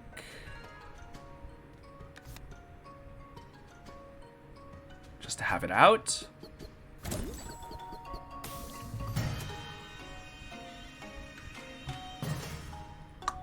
Probably want this. No, because we're gonna snow into Wallop, which means we don't need to worry about. That'll be overkill on the damage. Let's Hongo's Hammer this though. That way it'll die soon. Or I Hongo's Hammer the Drek. We do need to deal with the Drek. We really want to be taking damage up as fast as possible, I guess. That's fine. Hey Dyoko, how you doing? How's your power? Is your power back? I know that you've been it's been a struggle.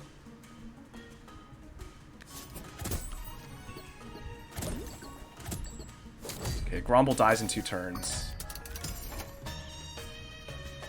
It's laggy as expected since data's been spotty since the storm. Yeah. Yeah, that sucks. Wanted to pop in real quick and say hi. Alright, yeah, thanks for stopping by. Hope everything's going okay. I was gonna say, hope everything's good, but I know that it's, you know, it's a bit rough. So I hope everything's at least okay. No power, still no power? Oh, that sucks. That's actually kind of hard. That's so annoying, and that sucks a lot. I mean, it's good you at least have data, but still, that sucks so much. I think I just redraw here, right? We want to get the Shrew Mine and the Spore Pack out. Spore Pack kills the Bigfoot. And does some other random damage and stuff here. This is going to eat something. I'm sitting in the car charging my phone. Dang. Yeah, I guess how else do you... At least... Yeah, I guess at least we have cars, which you can... It's like a... Well, it's better if you just have a generator, I guess. But a car is sort of acting like a generator, right? Like a gasoline-powered generator. But I guess an actual generator would be better.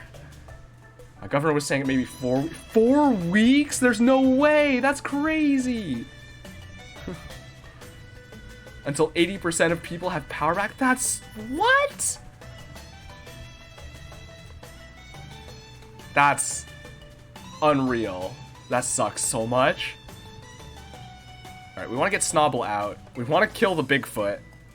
And we want to deal with this Bigfoot too. This Pawpaw's going to be annoying. I'm going to have to Hongo's Hammer and Spore Pack the Pawpaw. Or let it swing into the Shrew Mine. Ooh, that works, actually. Yeah, we don't have a generator. Yeah. I mean, generator's one of those things... I don't have one either. It's one of those things you don't think... You're like, you know, you don't really need it most of the time, so it doesn't come up. But once it comes up, it's like, man, you wish you had one, right? Oh, man, that sucks. Hang in there. Do your best. Hopefully, you'll get your power back sooner than later. That's crazy, though. Like a month? Oh, my goodness. Lines to gas stations have also been crazy. Oh, yeah, no, I saw you say that. Yeah, I did see you mention that. Yeah. I guess it makes sense, because like I was saying, if gas is how you're powering stuff now without electricity, then I can kind of imagine why people are trying to get more. Some people wait 3 to 7 hours. Oh, my goodness.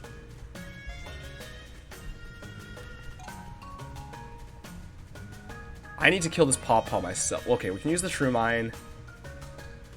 Spore Pack kills the Bigfoot. I need to do it this turn, though, if I want it to not get a swing in. So I guess we'll do it this turn. Let that swing into dodge. That's fine. It'll take an extra 2 Shroom. That killed there. Okay, that's fine. We wanted to kill that Bigfoot anyway. Got a bunch of combo out of the deal. That's great. Let's put this up here. Oh, wait. I can move this. There we go. That's what we want. Let's play out Snobble.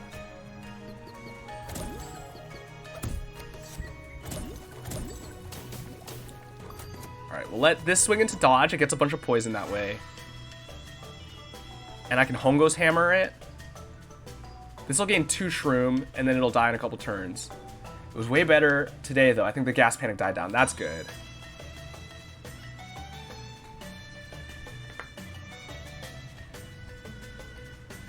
Yeah, just hang in there. Do your best. Going to let my phone charge more. It's plugged in, but went down 10%. All right, yeah, no problem. Don't worry about it. Do your best. I know. I've been... you know, of course, if you want to talk, if you need to complain about stuff or whatever, feel free to talk to me. But I figure you're trying to conserve your power or use your power when you in ways that are most highest value. So, you know, hope you enjoy the rest of Wildfrost. Thanks. I'm gonna try to get this run. I think this run's looking okay. So we'll see how it goes in the end, though. Let's just tick Wart down. Okay, wait, how much is this? This is gonna get 2. I actually do need to apply more Shroom to get it killed. So let's just do the Hongo's Hammer then. So it'll die sooner. It'll die in a couple turns now. Let's put this here, and let's Sunrod here.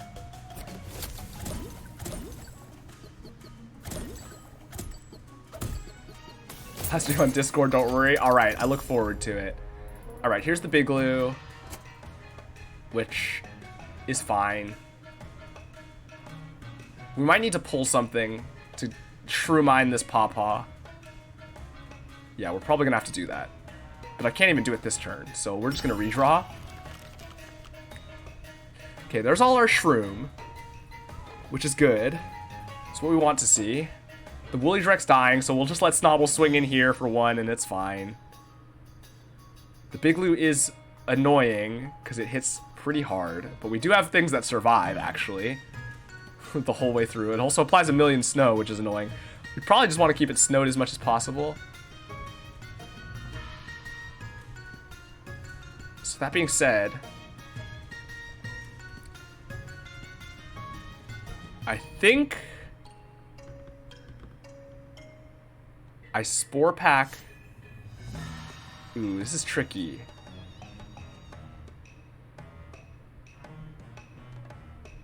This is dying.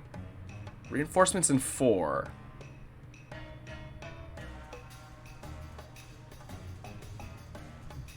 Yeah, it's fine. With Spore Pack here, and Hongo's Hammer it as well. This swings, takes some poison. We don't want Wart there, actually. We want Wart here. We're going to Hongo's Hammer this also to try to get as much poison as we can applied.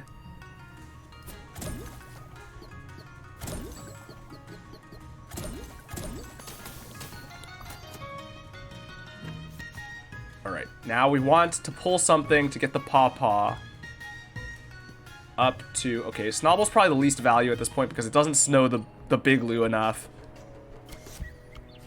For the Shroom Mine, this will kill the Pawpaw after 4 turns. Put this back over here. We need to deal with this Bigfoot, unfortunately. Or I could just kill the Bigloo. Maybe that's the play. I mean, I'll lose a lot of money, but nothing will die.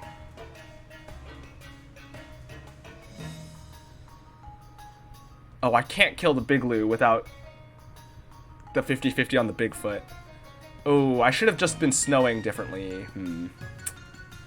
Oh, well. Oh, I don't want these to swing in here, though. Okay, so let's just snow the Bigfoot. That's the play, I guess. And just let the Wart take 2.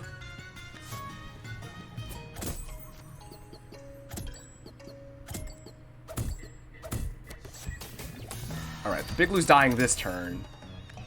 So we'll just let it swing wherever it's gonna swing.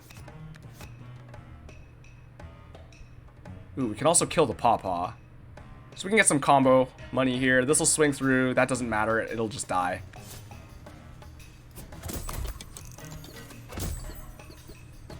Alright, get some combo money.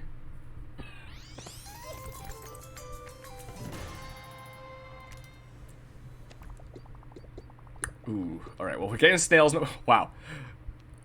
I guess we just take... Well, we actually have enough for the snail regardless. Maybe I take another free charm.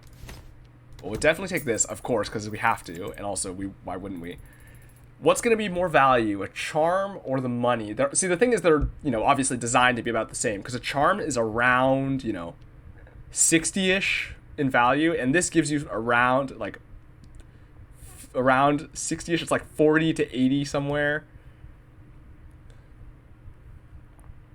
But what do I care about more? The money is probably slightly more flexible, assuming that I get another shop. If I don't get another shop, then actually I'd rather have the charm, because that's probably what I would spend it on here. But I'm already going to buy a charm here. So I guess I got so much money. Unless I get a greed charm. If I get a greed charm, I'll wish I had the at the shop. I'll wish I had the money. Oh, I got a greed charm here. Well, we had to take this to get the greed charm. Of course, I talked it into existence. I spoke it into existence. Although we got it here, which we wouldn't have gotten if we went here. Although I don't know how the rolls work. The RNG might have given it us at the shop when we bought one.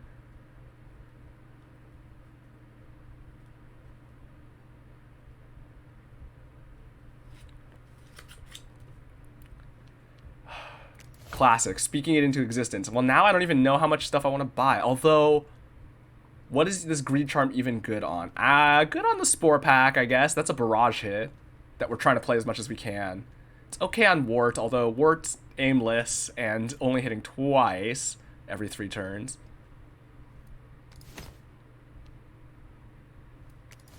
My deck is so thin, right?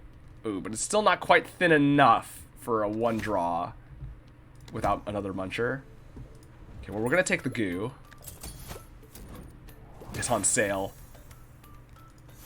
Frostbloom and Frostbell are good, especially with dodge and Shrew Mine. That's a lot of frost, and frost is very strong in combination with what we're doing. And I have enough to buy everything.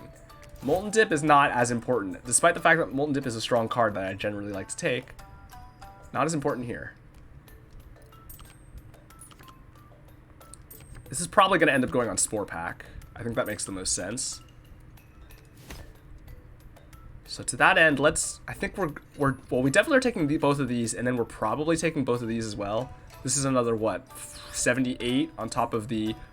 So we need just like 200 and whatever, which we got plenty, so let's take that. Snowball Charm. Ooh, that's nice. Take a crown.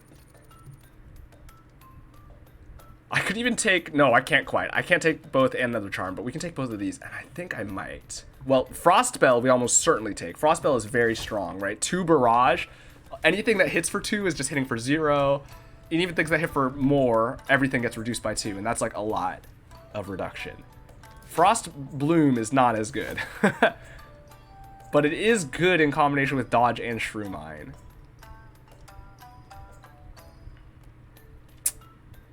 I think we take the Frost Bell. I don't think we take the Frost Bloom. I don't think that one's quite worth it. It's close, but I think it's not quite worth it. What am I crowning? Lumen Vase probably, right? Just to get it instantly on dodge. I would actually like a Bread Charm for this one probably. I don't think I'm reapplying this to anything else. Actually, it might be better on Shrew Mine if I can get multiple hits out of it. The thing is, Shrew Mine's only hitting 2 for each, but hitting for 4 for each is great. But then if this hits for 8 each time it gets hit, but that only works once unless we have Frost Bells enough, right? This is repeatable very easily. We can also put it on the Lumen Base on the Bling Bank to get a bunch of extra money. I think we put it on dodge, though. I think that's where it's most valuable. Although, applying an extra snow to something, or double snow even. I could put this on the Spore Pack with the Greed Charm. I could just make a super Spore Pack here. And double that with the Lumen Vase. Ooh, that might be the play. I don't think the Frost Bloom's worth it. Now the question then, though, is a second charm worth it? Or like a 70 cost charm? Or do I just hold for another shop? It's not guaranteed that I'll get another shop. I only have 2 more chances.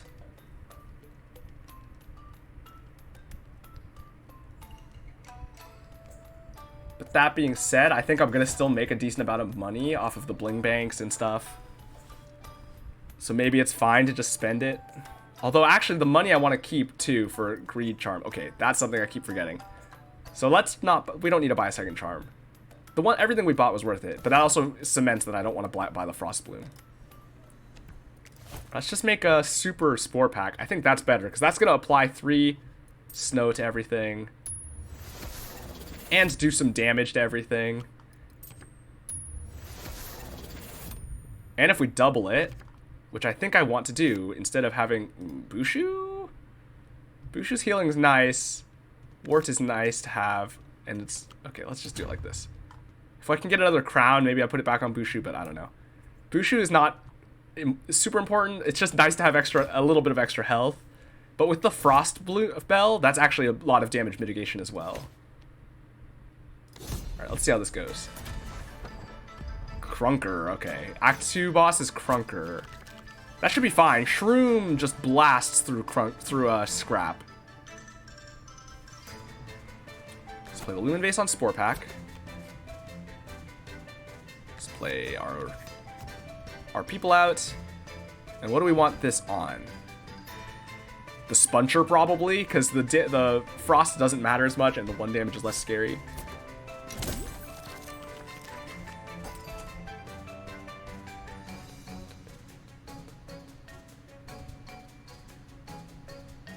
Alright, so what are we playing? 4 cards. Wallop, Bushu, Bling Bank, Frostbell? Probably. I don't think we're playing Snowstick, probably.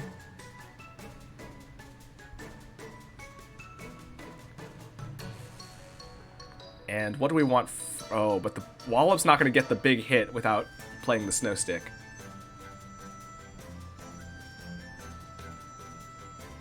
So maybe I will play the Snowstick, but that'll just be a 5th card, probably. I have a lot of good cards in this deck now. I probably am going to take the hand bell, the 7-card bell, because I'm generally playing 4 cards. I just want to be able to see the more cards when I play them. Let's play Wallop. Let's play Bushu. Want this hitting here.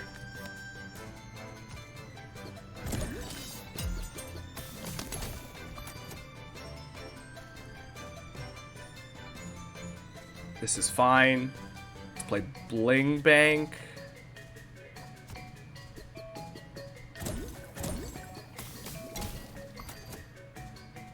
This is doing nothing, but that's fine. What do I want to kill? I guess the Spuncher.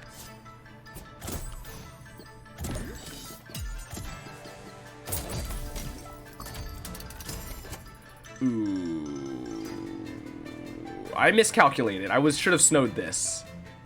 Oh my goodness. Teeth Ice Forge. We need some snow here. Okay, we got the snow that we need. Because it'll flip, but we also need to deal with this Ice Forge.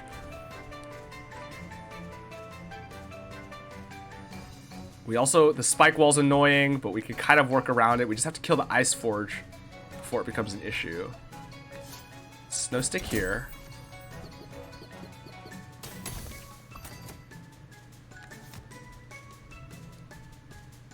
It's hitting for 4, which is a lot. That's snowed for... This will get flipped. This is fine. Let's Hongo's Hammer here so that this will die at the end of the turn. We're going to have to take some 4 hits. And that's just how it's going to be. I also... I don't want this hitting the Ice Forge, but it's just random. Better than hitting the spike wall and taking 7, though.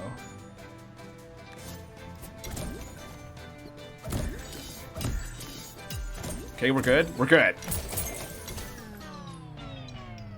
No problemo. Flips, doesn't even get to attack, so it goes to the 2 counter. Ooh, this layout is good. This is an easy layout.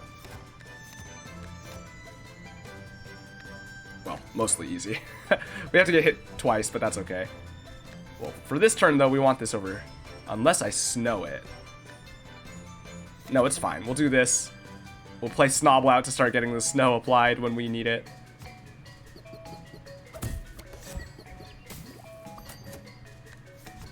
This goes here.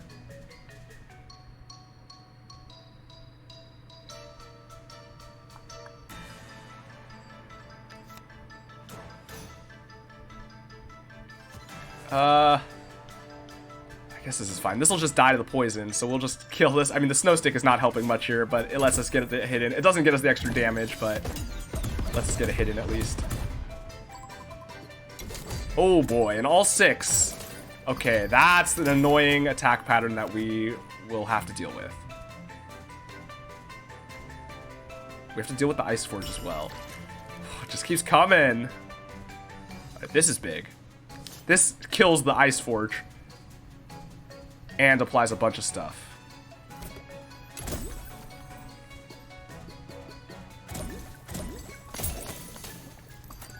Okay, Spuncher will die. This will hit here. This will hit... Oh, that's fine. This will snow and kill that. So, I mean, anything will kill this. It's just gonna get smack back, so that's fine. So we're good. We're good. Let's... Home goes hammer there. Oh, we can Frostbell it, too. Frostbell. I guess technically I should Frostbell now so we take less damage from the Grink.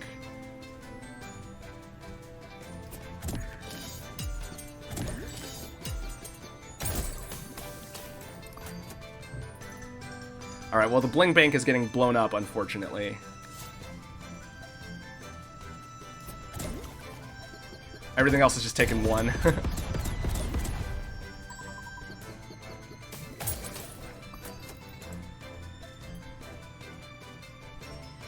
Okay. This is all fine.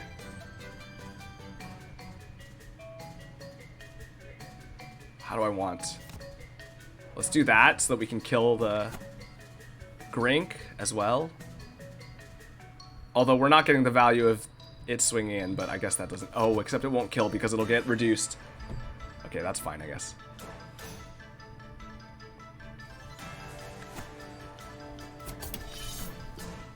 Alright, we're gonna get reinforcements, which I guess is just more money to farm. Because this is dying this turn. Ooh, it's gonna hit pretty hard, though. Because they had an Ice Lantern.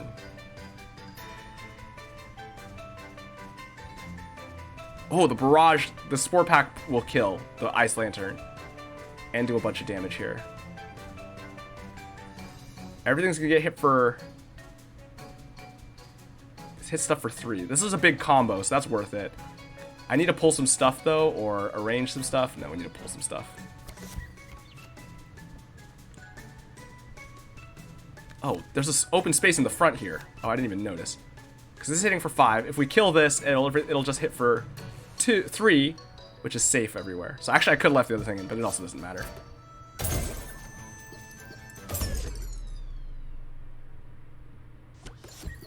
Oh, but I kind of wanted it there to hit... didn't make a difference. We wouldn't have killed it.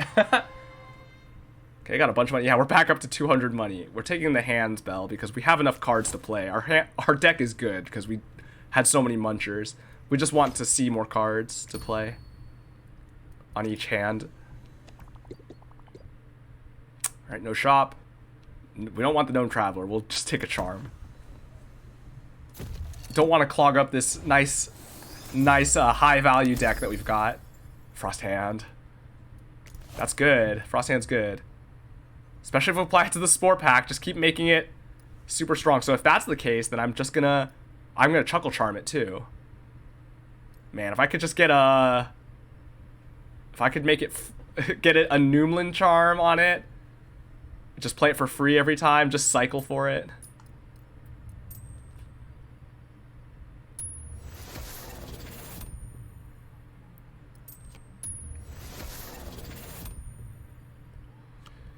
All right.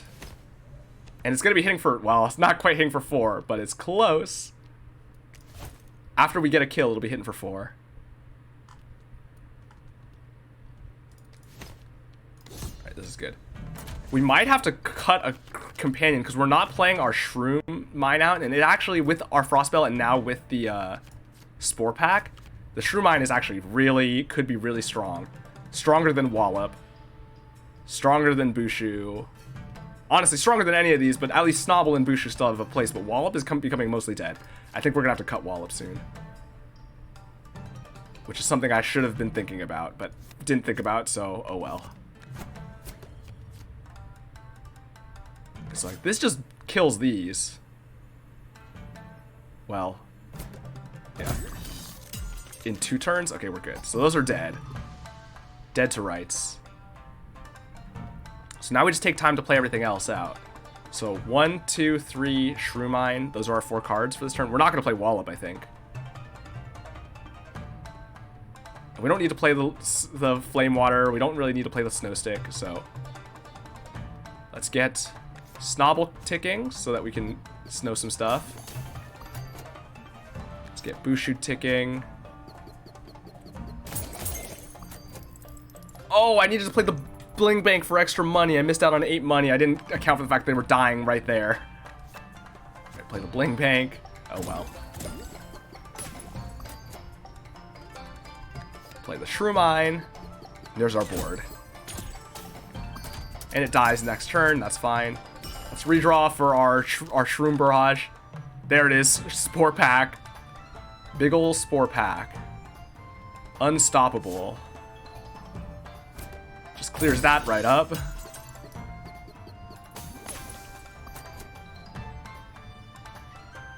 Let's get this here so I can hit some stuff over there. Hongo's Hammer on the crab. Alright, yeah. That Spore Pack is nuts. We'll put that on Snobble so that we can get some, potentially some high snow value, although unlikely to come up. Snow Stick the Snobble, the Gobbling to get a little bit more money out of it. Pretty much everything's just dying here, though.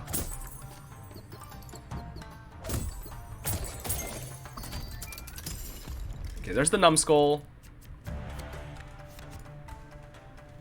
Let's redraw for our Spore Pack. There it is. Do I want to get this on the Numbskull? I probably don't need to. I think I just want to clear the board, clear this row out. It's so strong. I love it. Okay, this is dying. This is not quite dying. The Burster's also not quite dying as is. If I Hongo's Hammer it, it'll die in a couple turns. It'll go to 7 and be at 4 shrooms. That's 2 turns. The crab's gonna get to go at some point. But I can just let it swing into the shroom mine or whatever. Or I can just lock it with snow. Yeah, that's fine then.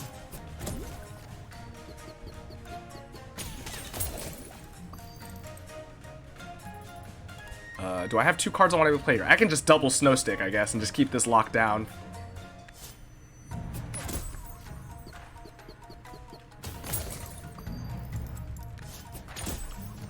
Because this is dying.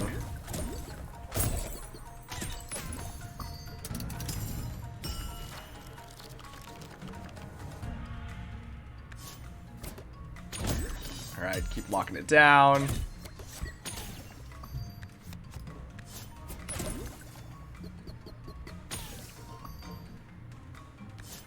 Just keep snowing it to keep it from ever attacking, and it'll die 2 turns.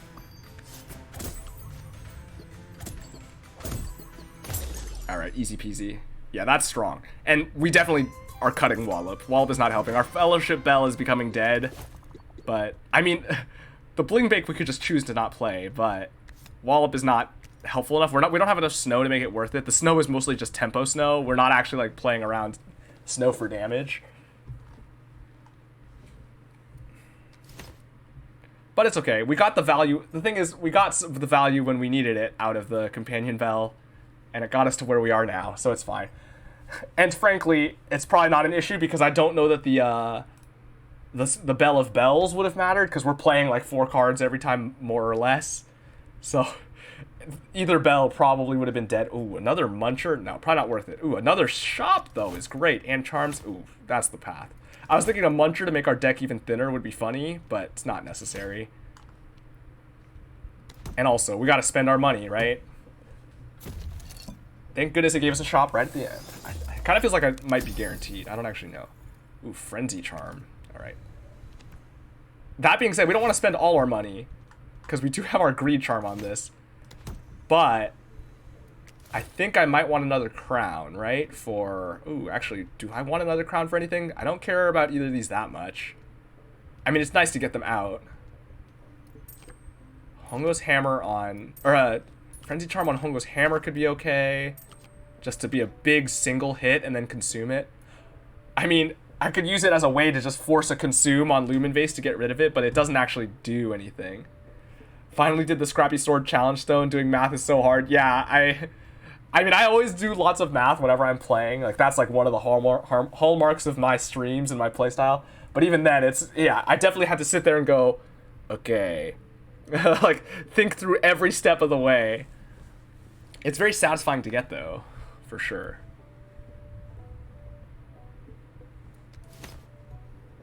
Well, let's see what we got in the shop. Oh, okay. Not worth it. I mean, Silver Night Drum's good, but not worth it. Same with Blaze Tea. Pepper Ring's useless. Grabber's not worth it. It's also pretty useless here. Could take a Charm. A Charm could be good. Do I take the Crown? Is there anything I actually want a Crown?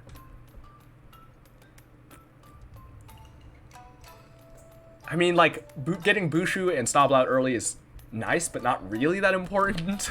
Like, I just play them when I draw them and they're fine, and I just play everything else. It's just that it cost me an action, right? But, like, that's probably not worth a Charm, because this is hitting for so much extra damage by having the extra money, because of the Greed Charm. Now, that being said, one more Charm could be worth it, because if we can get a Charm's worth, another Charm onto this, since we already have a Chuckle Charm on it, and just make it just a blowout card, that could be worth it. Buying 2 Charms, probably not, because that's too expensive. The 70 Charms, probably not worth it. Buying one more Charm might be. Now that, I don't know, there's a lot of Charms we get that are dead. Right? Weakness Charm is dead. Consume Charm is not dead. That's good on Lumen Base. Like, that's like one of the few good uses of the Bread Charm.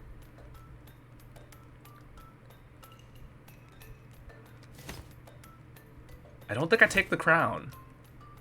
I already have everything I want crowned, more or less. I mean, I could see maybe crowning Shroomine. Now that we also have this Spore Pack to weaken things and make Shroomine a little bit better. But I don't even think that's worth it. Because all of these things, it's basically just making it so that it's Noomland. Right, because it just means we play it for free instead of playing it when we draw it.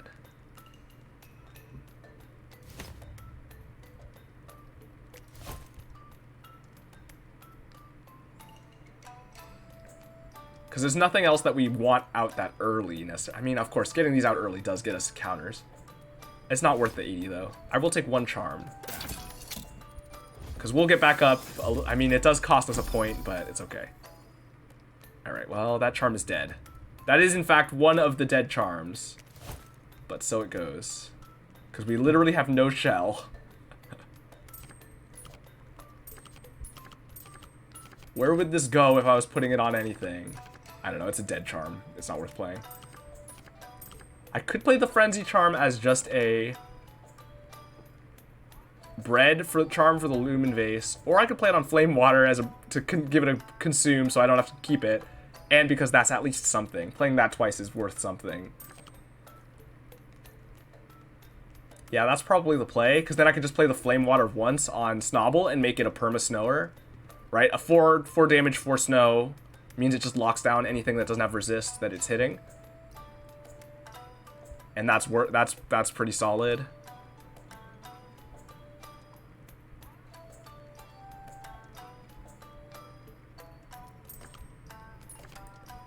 Flame Water's kind of dead anyway. Yeah, I agree.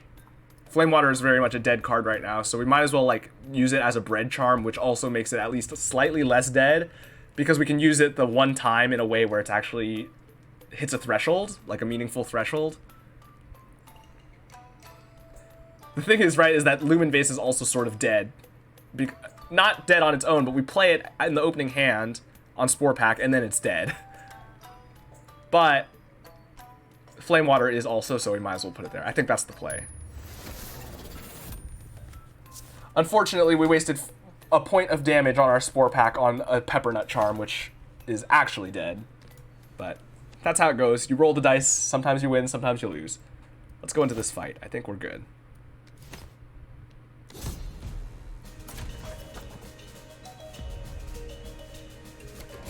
I got a Frost Guardian. We got the Ice Forge.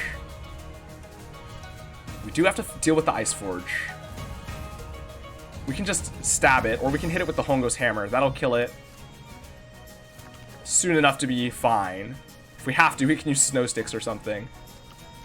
But we want to use the pack here, because we don't want to be hitting the Frost Guardian right now. And also, this snows the Spike Wall, and the Bigfoot, which is valuable. Actually, kills them both, too. Okay, so they're both dead. They're both dead before they do anything, in fact. So we don't have to worry about that anymore. Let's just start playing all our other stuff out. There's Snobble. That would have dealt with Spike Wall as well. It's a little bit sketchy because we're going to be swinging into the Frost Guardian, but right before reinforcements, so it'll just be ticking up the Frost Guardian, which is fine. I mean, it's okay. That's how it goes, I guess. We just have to have something to put in front of the Frost Guardian, or be able to weaken it enough. I don't know. That's a little sketchy. In any case, with all this said and done, the first thing to do is kill the Ice Forge. We'll just use a Hongo's Hammer to kill it. Oh wait, I want the Bling Bank out for that though, to get just slightly extra money. The Bling Bank is actually a useless card now as well, which is something to keep in mind, because it doesn't do anything anymore. It can just be a chump block. I mean, it gets me extra score, but it's not a daily run, so the score is irrelevant.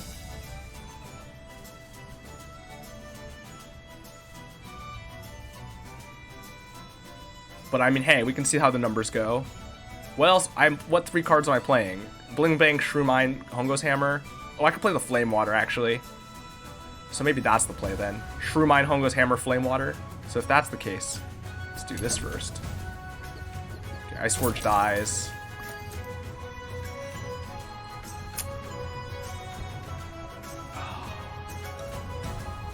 Well, this ticks down, but then it's going to attack for a little bit, which I guess is fine. It'll attack for 4, which we can manage.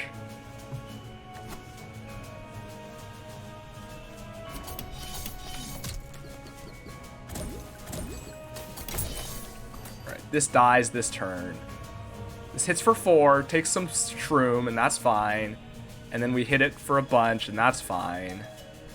Let's play the Shrew Mine out. And then the reinforcements come, so that's fine. Alright, how are we going to clear this? Well, we're going to get our Shroom Pack, and that'll help us clear this. There's the Shroom Pack. Love to see it.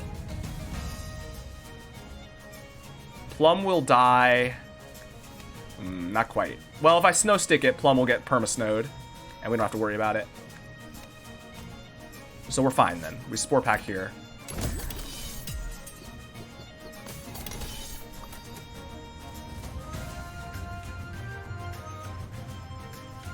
Ooh, I kind of want to kill the Mega Mimic here so that Wart can get 4 Shroom on the Frost Guardian.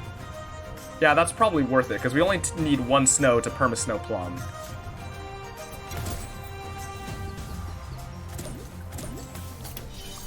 Because now this will die before it gets to attack. And before, it would not have. Now we play Bushu out to get the counter ticking.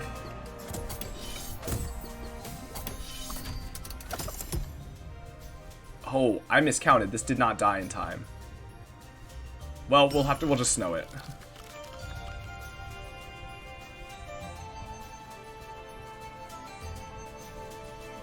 Or I can spore pack it. No, I want to spore pack after, because I want to spore pack after the flip so we can kill a bunch of stuff. Okay, so we just snow stick it.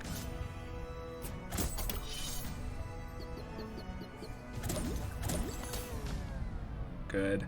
Yeah, now this will die after the flip, which is what we wanted. I probably should have moved Wart, actually, but actually this worked out. This is where we want it. That was the perfect hit, the 1 in 25, or 25%, 1 in 4. Because now this will die this turn, and we can spore pack here to kill a bunch of stuff. And weaken this by a lot.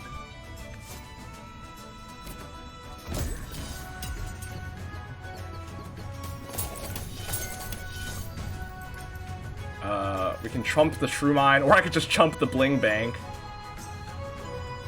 Or I could just tank a hit. 6 damage is fine. It's probably better to chump something, though. Because I want to stack the poison together, and right now this poison's not getting stacked. Well, actually it will a little bit, because this will hit for poison next turn.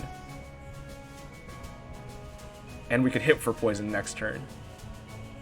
Yeah, so it's fine. We'll just hold the Bling Bang sack for next turn when it's hitting even harder, or next swing when it's hitting even harder.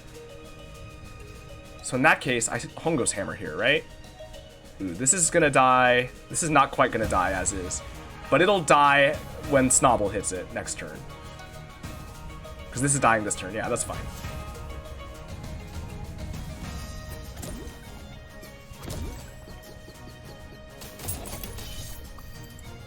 Okay, that's good. Now this dies. This takes a bunch of damage. Yeah, we're good. I mean, we could Sunrod someone, or I could play the Bling Bank out for money. And to prepare to chump, I guess.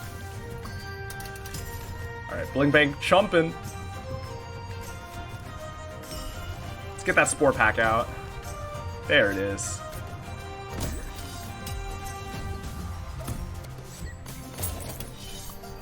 Alright, goodbye, Frost Guardian. Well, we can just keep it locked, so we can keep the Bling Bang for the extra money, too. Alright, no problem. Actually, though, so now we're going to Heart of the Storm fight, and actually, our Spore Pack is huge against the Heart of the Storm. Just because it's a barrage hit, and it does so much stuff against all of the annoying things they have.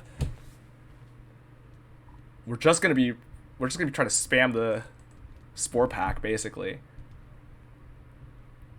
Is there anything else I want to move around first?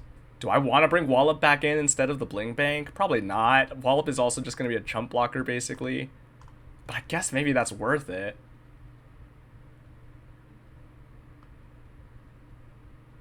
Just to have an extra chumper just in case things go weird. But it is going to take an extra slot in the deck.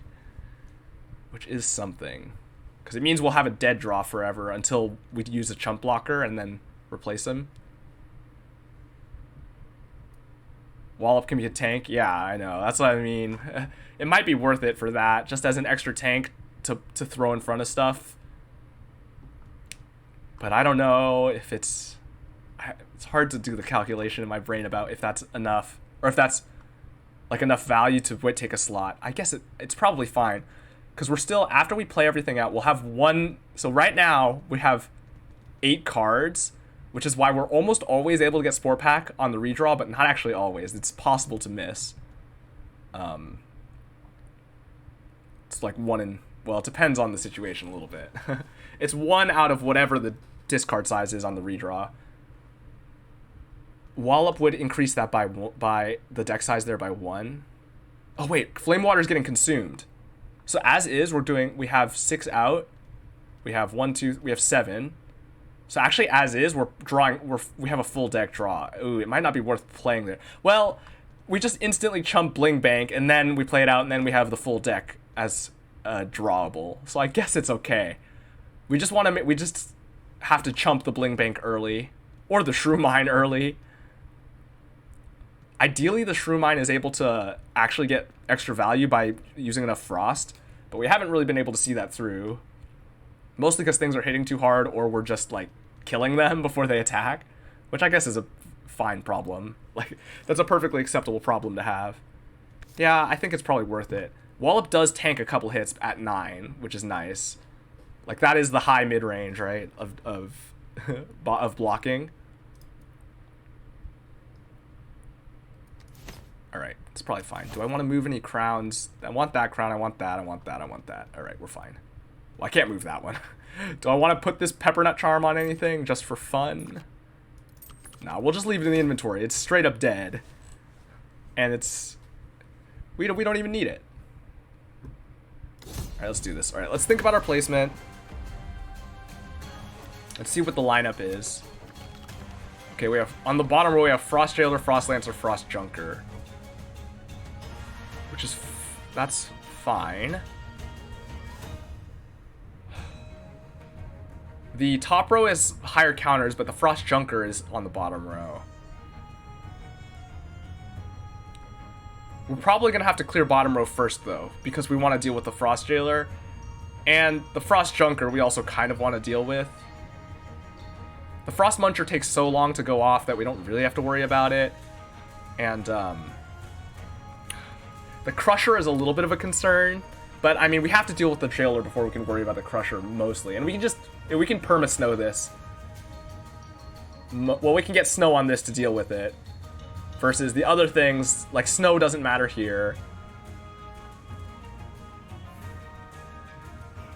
So to that end... It's a little scary putting the leader in the front line. We do want the leader in the front line, but it's always a little bit scary. And of course the Frost Lancer is going to be a danger. Let's do this first. So we are going to hit... Oh, this is hitting for 7. And all the bonus stuff, of course.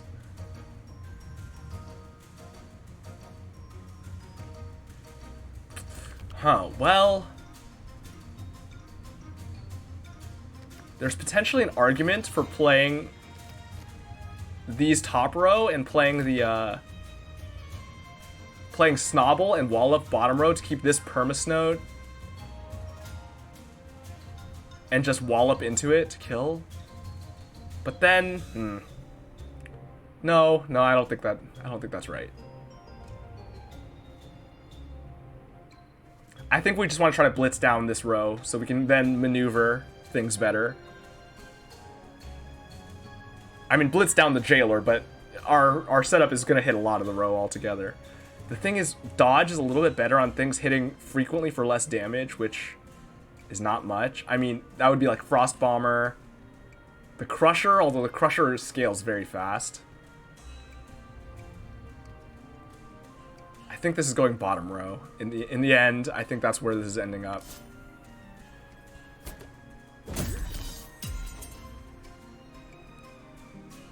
Okay, so dodge is going to go here. Where is Wart going? Also probably bottom row, just so we can keep stacking the Shroom. Who's going in the top? Are we leading with Wallop just as a chump blocker in the top row? Maybe. With Snobble, so that if Wallop survives for a turn or two, we can get some big hits in a little bit. Yeah, that's probably okay.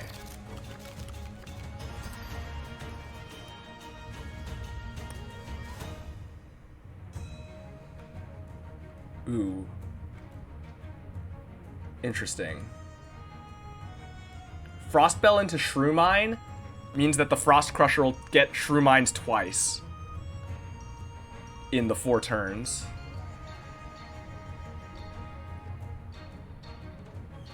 That's probably worth it. That's a lot of damage, Shroom damage ticking through.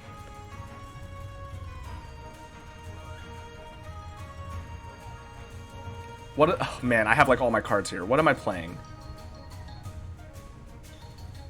1 Frostbell, Snobble, Wallop.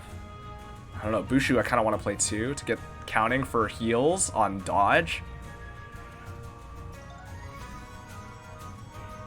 And I guess I don't need Wallop to chump as immediately. Unfortunately, Frost Bomber actually is going to swing through and kill Snobble, so maybe I do. Maybe I don't play Snobble immediately. Now that I think about it. So then it's Shroomine, Frostbell, Bushu, Wallop? Yeah, that might be it.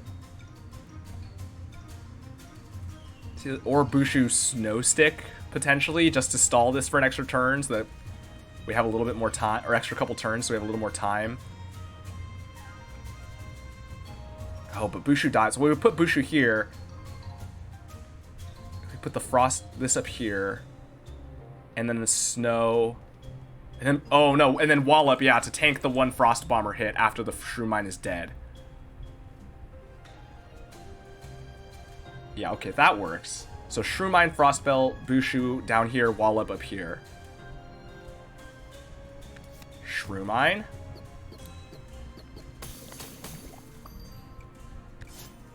Frostbell.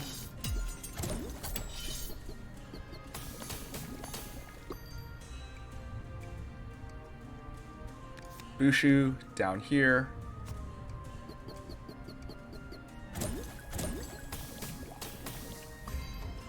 And so now we play Wallop up here to tank this hit.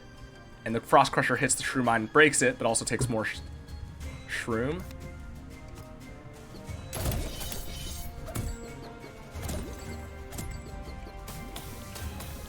And now we redraw for our Shroom Pack. That's really what we're digging for. That's like the key card here. So we Shroom Pack again.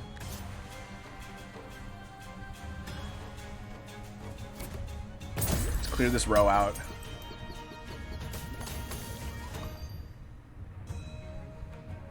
Alright, the Frost Crusher is going to kill here. Not really much we can do about it. I could start snowing it. I might want to actually do that. That might be the play. We do need to deal with this Frost Jailer. I probably want to Hongo's Hammer the Frost Jailer. I mean, Wallop is just going to be a chump blocker at this point, and that's fine. Destroy the rightmost card in your hand. Well, that's going to be the Bling Bank. And I guess that's fine too. It's just acting as a chump blocker in our hand. And that hits here, takes some poison, which is mostly inconsequential.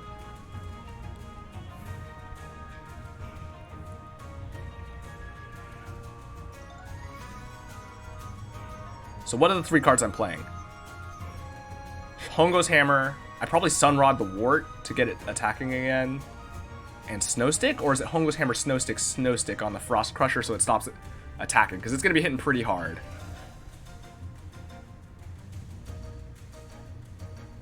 If I Snow Stick here, Wallop actually tanks an extra hit from the Frost Muncher. Although, do I care about that? It's only hitting for 2, so it probably doesn't really matter. Because this is eventually going to go. So I guess I let it go, and I hit this with the Hongo's Hammer to try to get this to die as soon as possible. Alright, it's fine. Snow Stick here. Wallop would strike 2. Yeah, that's true. But I don't think that was as important with Snow applied. Yeah, it would be 12 damage. But I don't I don't know if it was if that, I mean, that is a decent chunk of damage, but this is hitting for 4. Can I stall this long enough?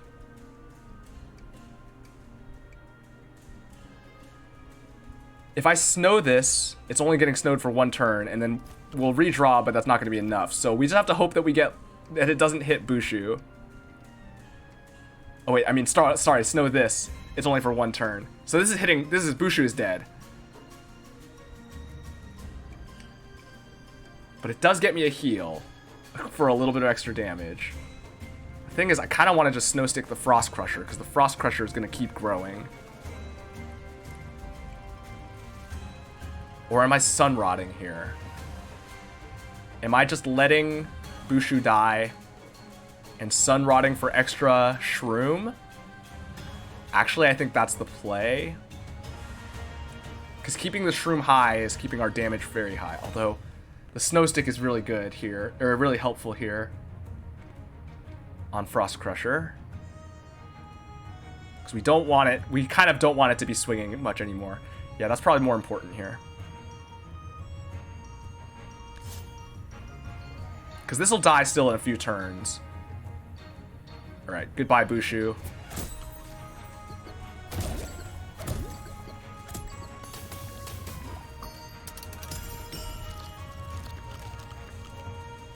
Okay, there's our Spore Pack. This is hitting for 1, which is perfectly fine. It'll be at 9 Shroom. 9. It doesn't quite die in 3 turns. I still have to hit it for something for it to die. This also is not dying right away.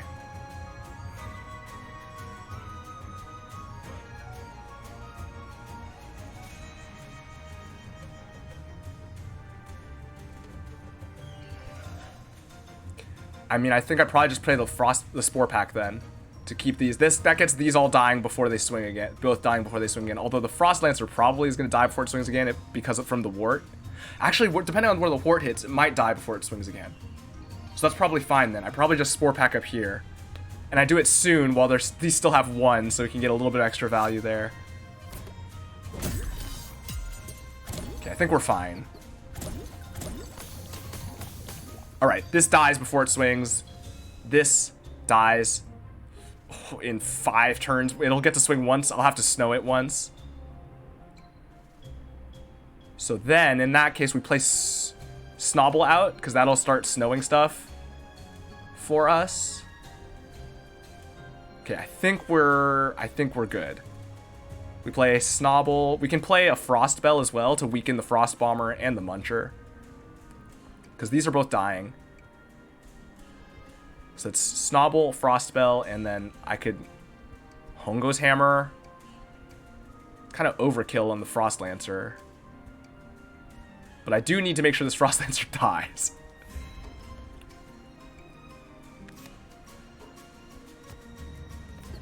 Honestly, I think I play all these cards out. These are all pretty usable. These are all valuable cards. The only reason I don't want to is because I want to get my Spore Pack back. Because the Spore Pack is by far the best card in my deck. Yeah, I guess it's not worth playing them all out. I'd just rather get the Spore Pack. Oh, this is dying. I don't know why my brain completely... I'm getting late. My brain is slipping up. It's dead. I don't have to hit it again. It's dead. So we just have to get through this. And so in that case, another Frost Bell. And actually then we Flame Water here so that this permalocks... Well, it won't permalock the Frost Bomber, but it'll permalock the Frost Crusher until it's dead, and then Frost Muncher is just gonna die at some point. Alright, we're completely safe now. Because the Frost Bomber doesn't do enough damage to be a concern. Especially not since we get another Spore Pack here. And so it does 0. And we can move everything around so that this does this. So it hits that instead. Well, it doesn't matter. It's hitting 0.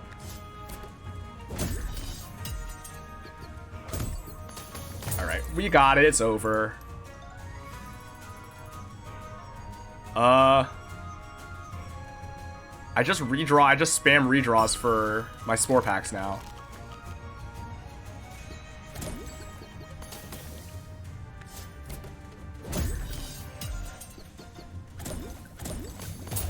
Oh, no combo. The placement didn't quite work. Got it with the 1 damage attack from dodge. Perfect. Alright, solid.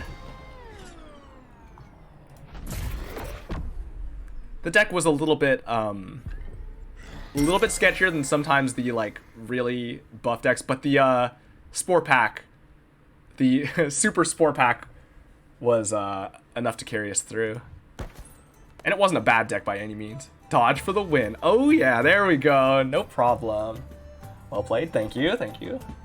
I do my best. But, yeah. Alright, with that, like I said, it's getting late.